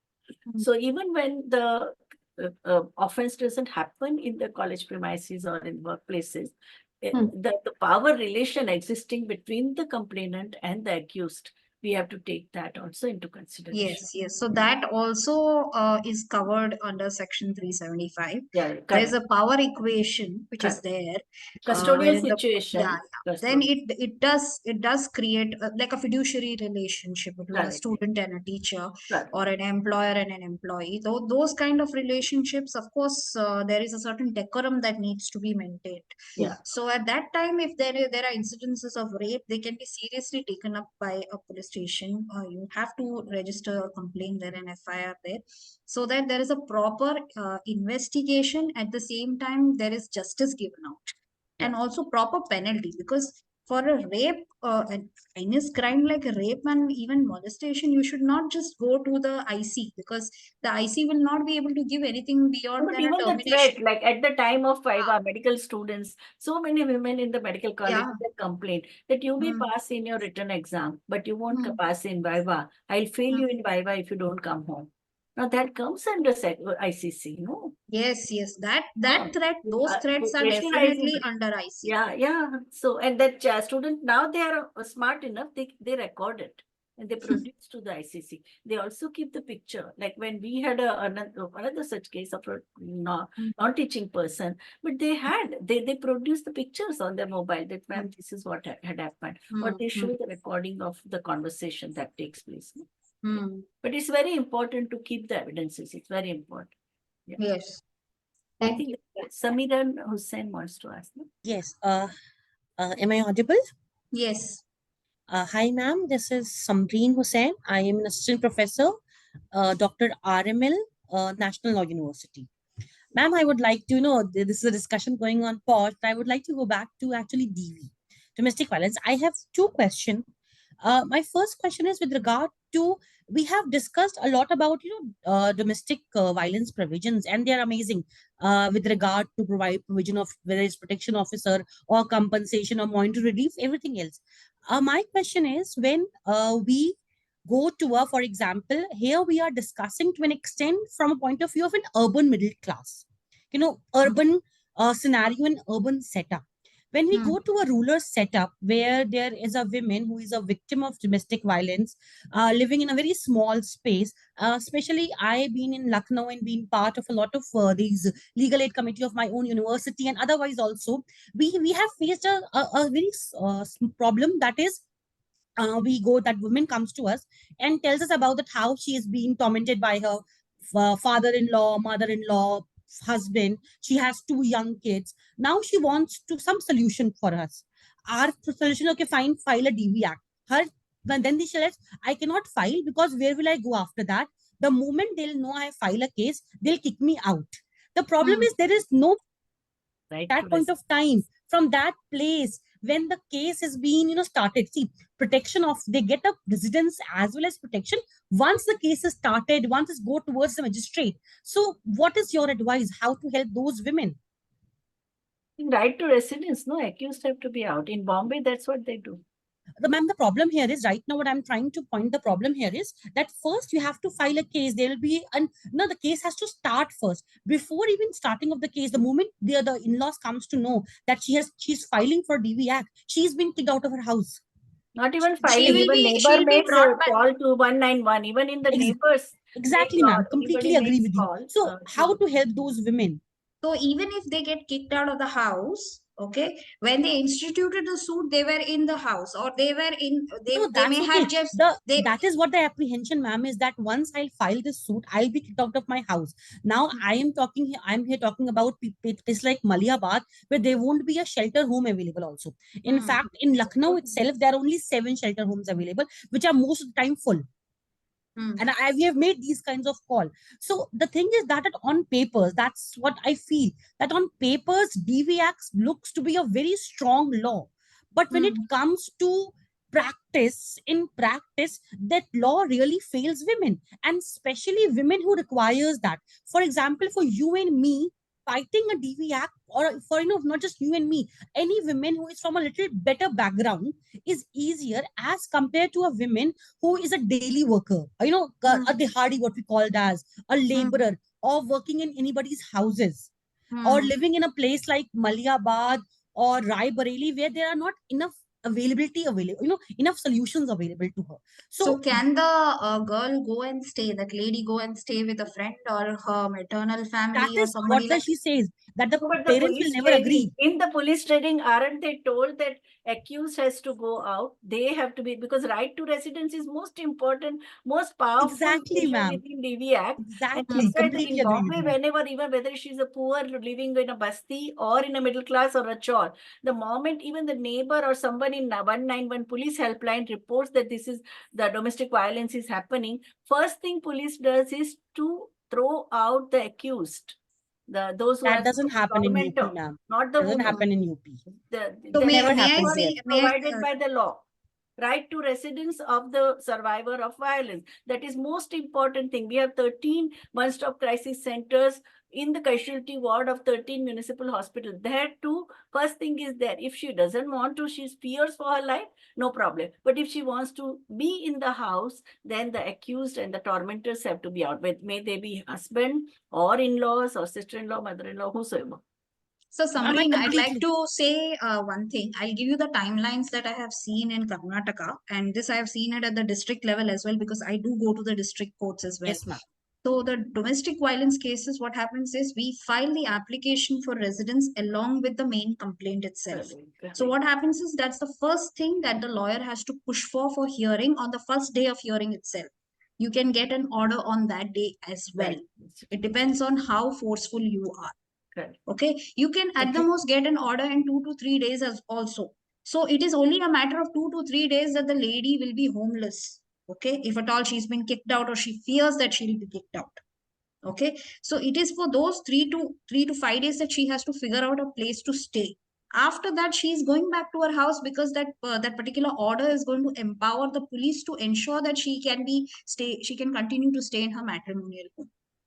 Now, these are the timelines that I've seen in Karnataka.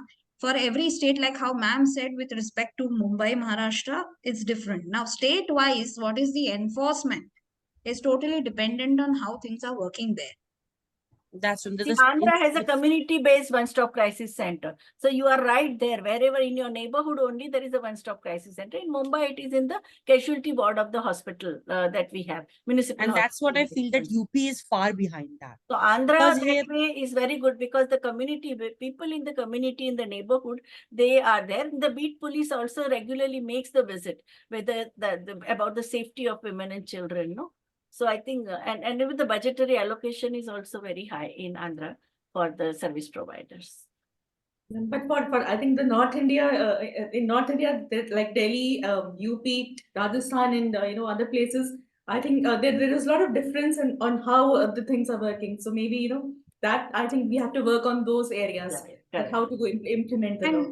And one more thing, right now, whatever Dr. Patel and I have mentioned, these are the systems which are part of the judicial system as well as the law enforcement and the government institutions like the hospitals and all that, which come under the government. So these are the systems which are provided by the law, which are fully functional. Now, what you're talking about in the state of UP, that system itself is dysfunctional. So you can either develop an alternate mechanism, okay, wherein you can have private shelter homes, NGOs which can start registered shelter homes. That is an alternate mechanism that you can have. And you being actively a lawyer or an activist, you can have connections with them so that you can rescue these women, so long as the time period till they attain the residence order. So you can make that plan.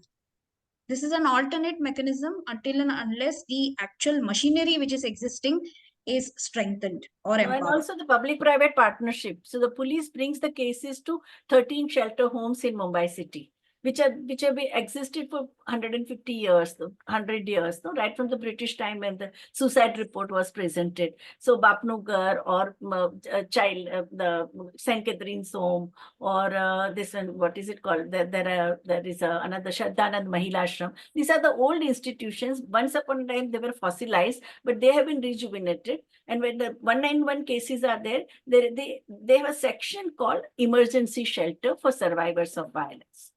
So even One Stop Crisis Center keeps in touch with these 13 shelter homes. And they have changed because of the negotiation with the women's organizations after 1980s. So they have provided, even YWCA, all 5 branches of YWCA have around 10 beds allocated only as an emergency shelter for a women survivor of violence. They are allowed with the children also.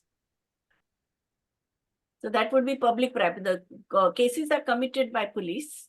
They are brought them by the police to these organizations, which are run by the trust, private, public trust.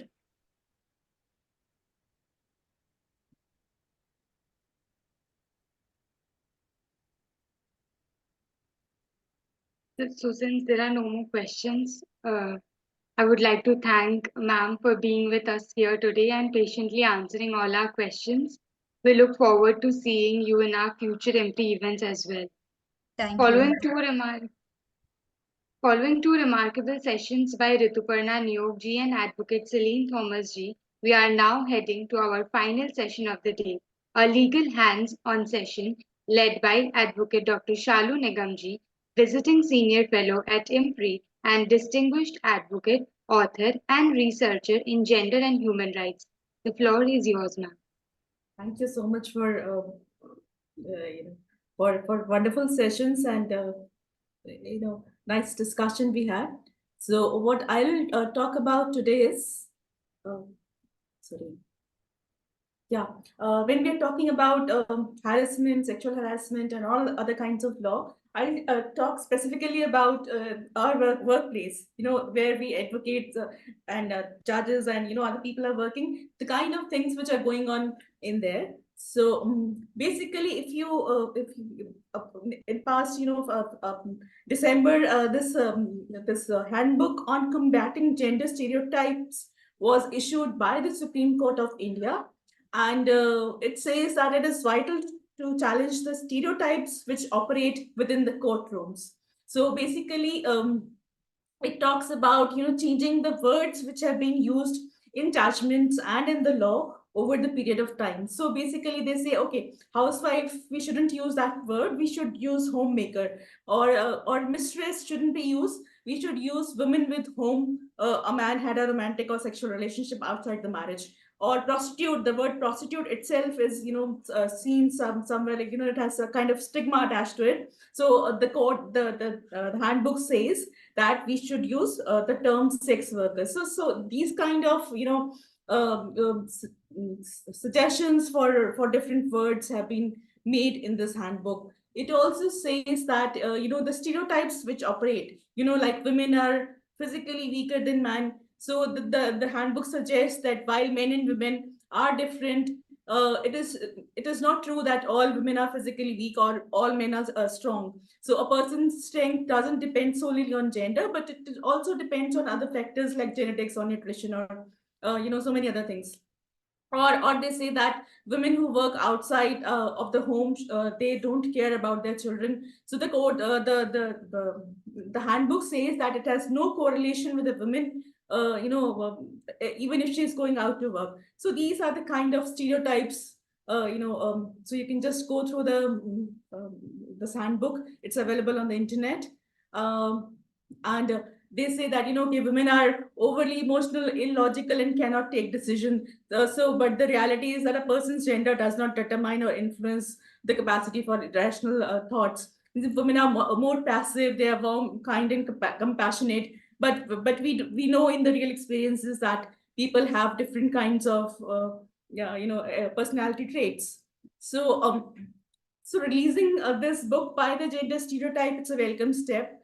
But then alone, it is not going to serve the purpose unless we take other measures along with it, such as increasing the number of women in the courtroom. So we know recently we have seen that women's reservation bill, there was a lot of noises about that, and it talks about 33% reservation to women, and it has caveats of census and delimitation, but basically the right is being fundamentally reduced to a dole or a charity. But if we see the constitution within the, what is happening inside the courtrooms, now only 4% of Supreme Court judges till now, since 1950 till now, only 4% Supreme Court judges are women. And 11 women have been, entered the corridor of the Supreme Court as judges. In the High Court, this percentage is merely 11.5%. And recently, we had 3 sitting women judges out of 33 judges in the Supreme Court. The situation of lawyer is also not better. Out of 1.7 million advocates, we have only 15% who are women. When we talk about CBSE results every year, women are out, the girls are outperforming boys. But what happened when it comes to the to the workplace? We see that there are very few number of women, and in the higher position, the number further reduced. So only 3% of senior advocate in the Supreme Courts and High Courts are women. And if we talk about the other backward classes, SC, STs, OBCs, minorities, you can see the figures. So dominant caste men, around 6% of India's population, comprise of 70% of its high court judges. So basically, this kind of gender imbalance exists within the courtrooms. Some states such as Assam, Andhra Pradesh, Telangana, and Rajasthan, they have a reservation policy for women in the lower judiciary. But it is in the high courts and Supreme Courts, this reservation thing is missing. So at the lower judiciary, we have 40 to 50% women. But again, the number of, when you talk about the higher level, that is the level of district judges, only 11.75% are women. So, the number of women who are entering and those who are, being promoted or, entering to the higher level are, it's very less. And if we talk about state bar councils, only 2% are the representative in the state bar councils. And if we talk about women in police force, now again, it's around 3.5 to 10.5%. And in some states, it's 9.4, in Punjab or Haryana, it's 8.9. So it's basically nationally the share of women officers stand around 8.2%. Now, many laws we have spoken about, POXO, domestic violence law, and the rape law. It talks about presence of women police officers, Mahila Thanas, and all kind of things we're talking about. But again, the number of women officers are again very less, and those are also at the lower level. When we talk about the litigants who are coming to the court, women litigants, there is a national judicial grid data. And this data is being updated every day. You can visit that site. And when I visited that, it says only 8.2% women have filed the cases as compared to number of men who are litigating within the courts. So, and if we talk about High Court, only 1.8% of the litigants are women within the High Courts. So Indian courts basically are no place for women. They are societal barrier, kind of hindrances. They are infrastructural deficiencies. For example, I visited the court in Meerut, and they don't have even the women toilets. So these kind of things we are still struggling for. So there are different barriers to which the courtrooms are hostile for women. There are stigmas. There's the attitude of those involved in the legal process. There is exclusion. There is lack of legal literacy and awareness. The bureaucratic approach is somewhat which hinders, and there are glass ceiling and gender stereotypes which operate within the courtrooms. This is the case which a judge, she has filed recently in December 14. This item appeared in a paper. It says that the judge is saying in UP that allow me to end my life. And she has written to Chief Justice of India over sexual harassment case she is facing. And then she wrote that no one listens, no one bothers. Even if your complaint, even if you make a complaint, you will be tortured. Basically, the message which is being given to you is that be submissive. And the judge claimed that she has asked for the transfer of the district judge against whom she has filed the case pending the inquiry. And the petition was just dismissed by the Supreme Court in 8 seconds. So these are the kinds of biases which exist within the courtroom, and this is the judge. She's complaining like that. So we can think about what is happening to common litigants. So these are the problems within the legal system. But despite the system, the women have fought for the basic rights. So, for example, the Supreme Court Advocate Association for Women. Now, they said that there are around 1,000 women lawyers and interns within the Supreme Court, and there is no sanitary pads vending machine within the premises. So they filed a case, and in 2017, Supreme Court ordered to release rupees 10 lakh. So this is the case, what is happening within the Supreme Court of India, that women advocates, they have to file for their right to get sanitary pad. So the Delhi High Court has installed this machine in 2018, and later Ministry of Home Affairs allocated 21 million amount of money in 2019 to install the machines within the for the police personnel and CRPF people.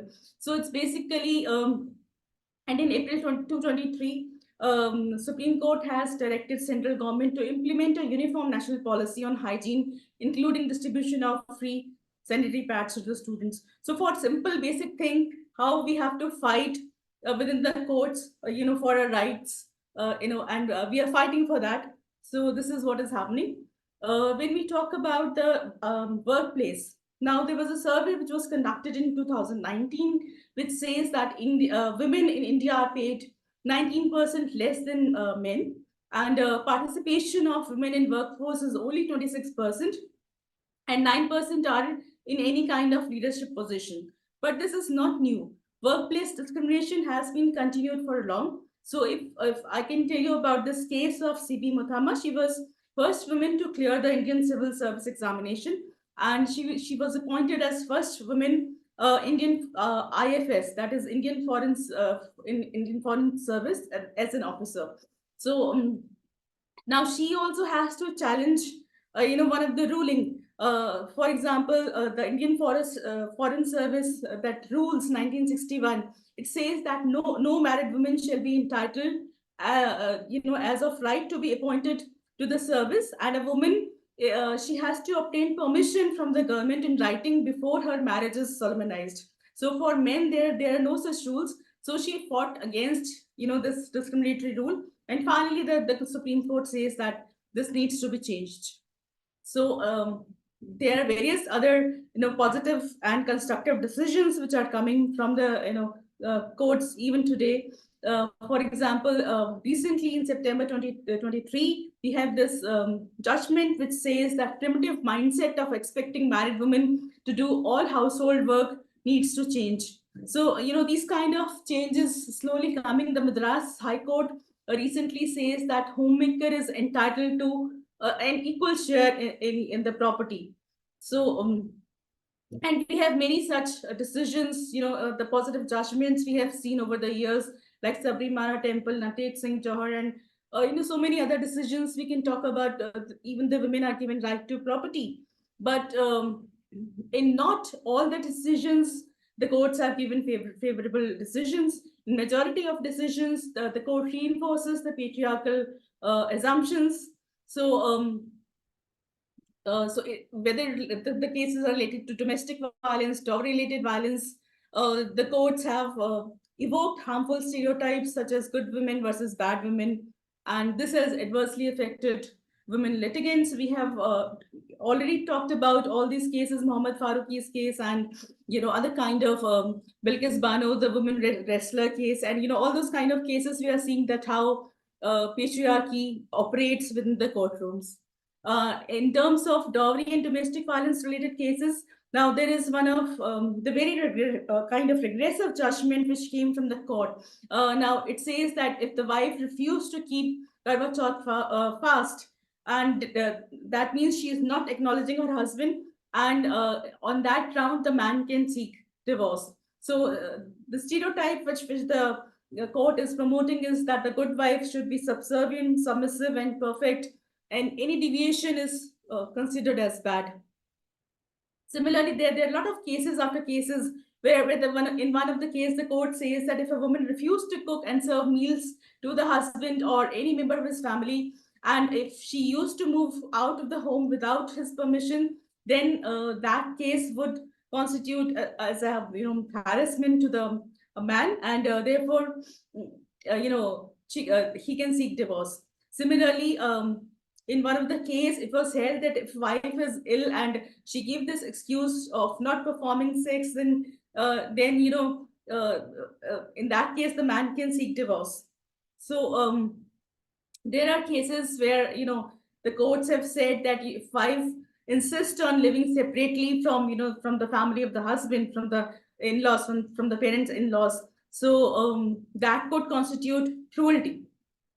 Now, wearing of Mangal Sutra or Sindoor, in many cases, the courts have seen, they have said that this will constitute cruelty, because if the women refuse to, wear the Mangal Sutra or put Sindoor, so, these are the kind of judgments, which really takes us back. We have seen a lot of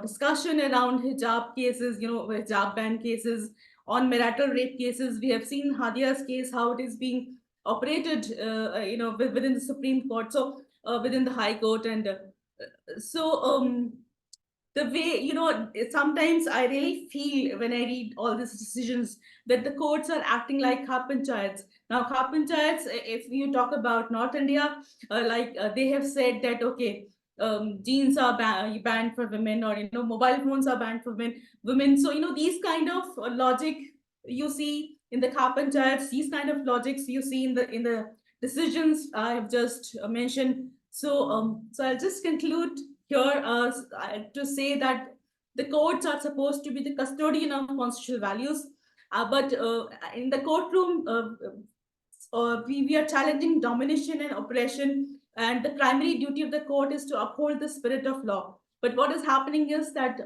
hierarchy and patriarchy and all kind of things are operating within the courtrooms.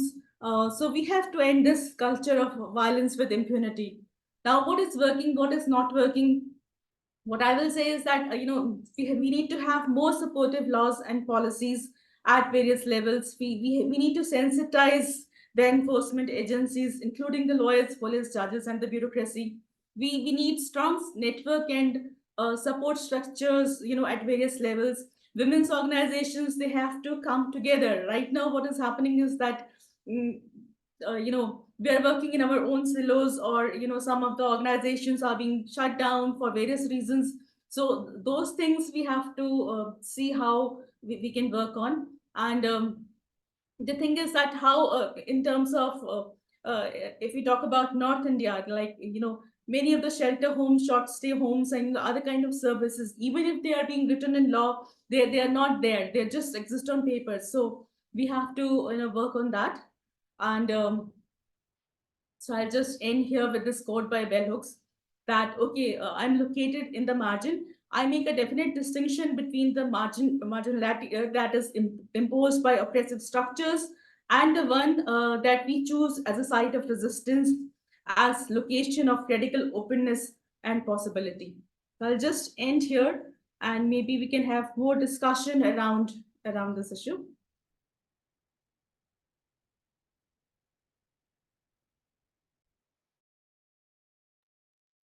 We sincerely thank you, ma'am, for an illuminating session providing practical insights that will undoubtedly enhance our approach to the subject matter.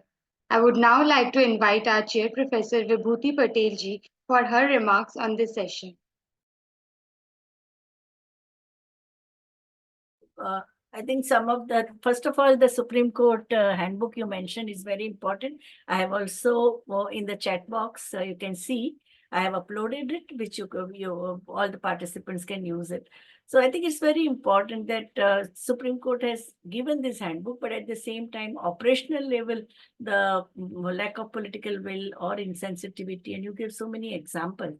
And your last statement about collective effort, I think without that, nothing is going to happen.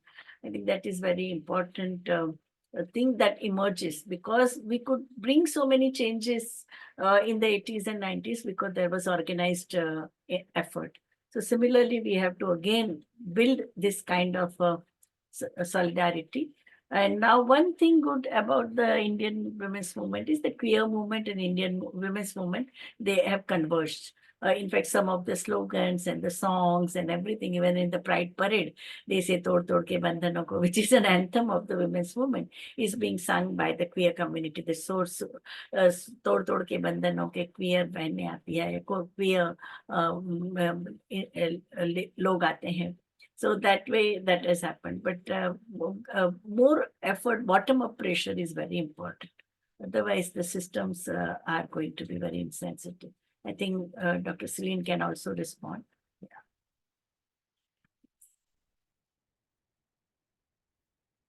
Queer Sathi aaye hain, they say. Yeah.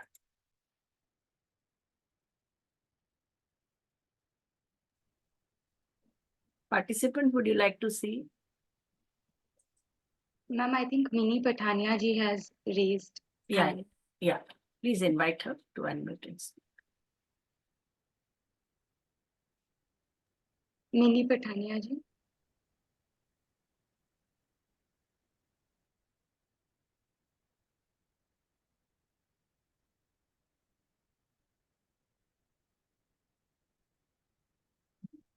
Mm-hmm.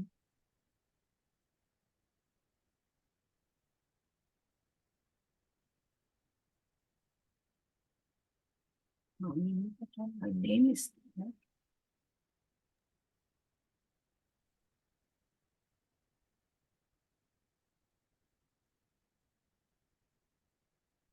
I think Mini Pathania ji may have some. She is unmuted. She is muted. She has to unmute. Hello, can you unmute and speak?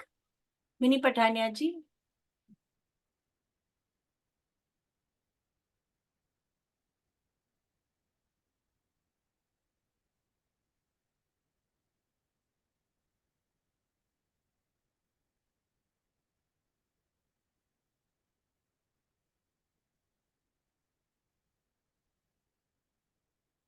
She's not able to unmute. What's the problem? Can you write on chat box or even Q&A, your question or your opinion or your sharing of experience? Hello? Yeah, we can see her, but she's. Please unmute yourself, Mini Pathania, and speak.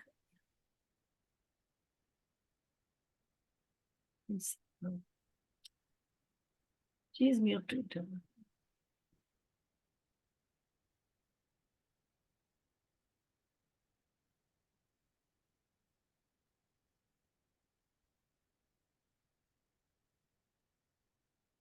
Hello.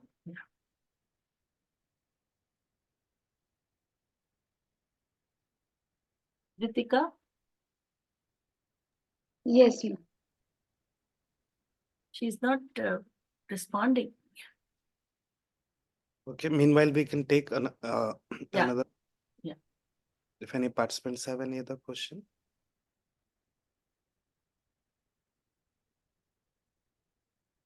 Participants can raise their hand or type their questions in the Q&A box.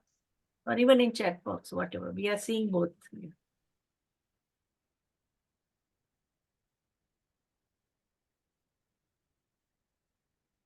They are exhausted. It's 8:20, so maybe that's the reason.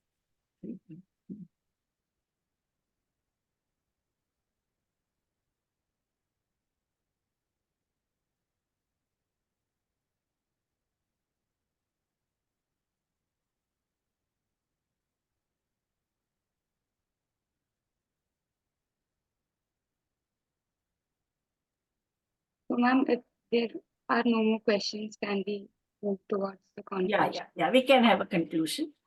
And I would like to say that what emerged from all three presentations by our resource person, Rituparna ji, Celin ji, and Shalu ji, was that mood is changing. Now you see more and more efforts of self-mobilization of the survivors of the against gender-based violence, the way queer community has mobilized in several parts of the country. We also see hundreds of women knocking at the doors of lower courts and high courts and session courts and family courts with their complaints and with the complaints of the various forms of violence which they are facing, as Dr. Celin told us about the 5 domains, whether it is in their personal life, domestic life, or in the community, or in the public places, at a workplace, and even cyber crime. So now that silence is breaking slowly.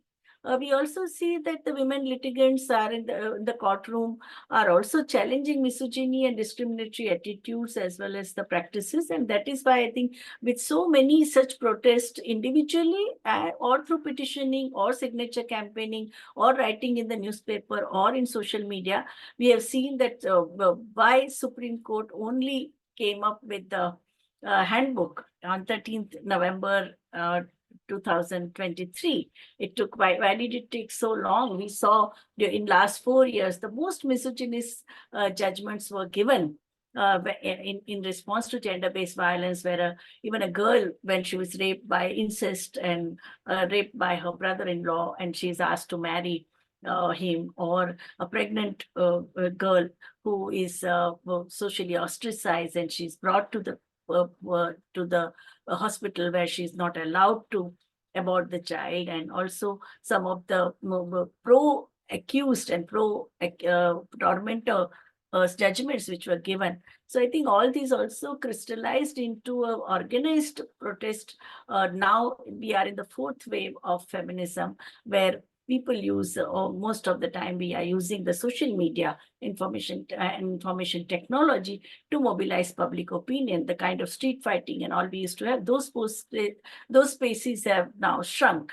But the digital media has been used by the aggrieved people and those who are facing gender-based violence. So this mode is captured powerfully by a young teacher who has written verses in Marathi, Professor Chitra Lele. I have tried to translate them into English. And it goes like this: in your house, while cleaning and arranging your personal belongings and keeping them properly where you wanted them to be kept, I realized that I have no right to decide to dispose them of. Everything is yours and only yours. Nothing is ours. In your paraphernalia, I am also the properly kept thing. You may call it useless, you may call it worthless, you may call it collection or antique. To be part of this is not acceptable to me. I will fight for my dignity and rights. I think this is the mood you can see among the both younger generation of women and also women who have been working and economically independent. Even in the Pride Parade, the kind of song which is very popular, तोड़ तोड़ के बंधनों को queer साथी आए हैं, लड़के लड़की क्या करना मांगता प्रेम करना मांगता. And this is what I think Rituparna ji also brought up in his in the presentation. So I think with this optimistic note, I think we need to broaden the horizon of the solidarity, as intersectional vulnerabilities are faced by several marginalized communities, and once we build solidarity, we'll be able to challenge this hypermasculinity and the patriarchal onslaught of gender-based violence. Thank you. I would like to thank Advocate Dr. Shalu Nigam ji as well for being with us here today and patiently answering the questions. And we look forward to seeing you in our future IMPRI events as well. We thank Vibhuti ma'am for the beautiful summarization of today's takeaways. With your permission, ma'am, can we go ahead with the final vote of thanks? Yeah, please go ahead. As we come to the end of day 5 of Ending Gender-Based Violence Cohort 2, Awareness of Policies and Governance, an online national spring school program, a 4-week online immersive certificate training course, I, Ritvika Malik, researcher at IMPRI, Impact and Policy Research Institute, New Delhi, would like to propose the formal vote of thanks on behalf of IMPRI Gender Impact Studies Center.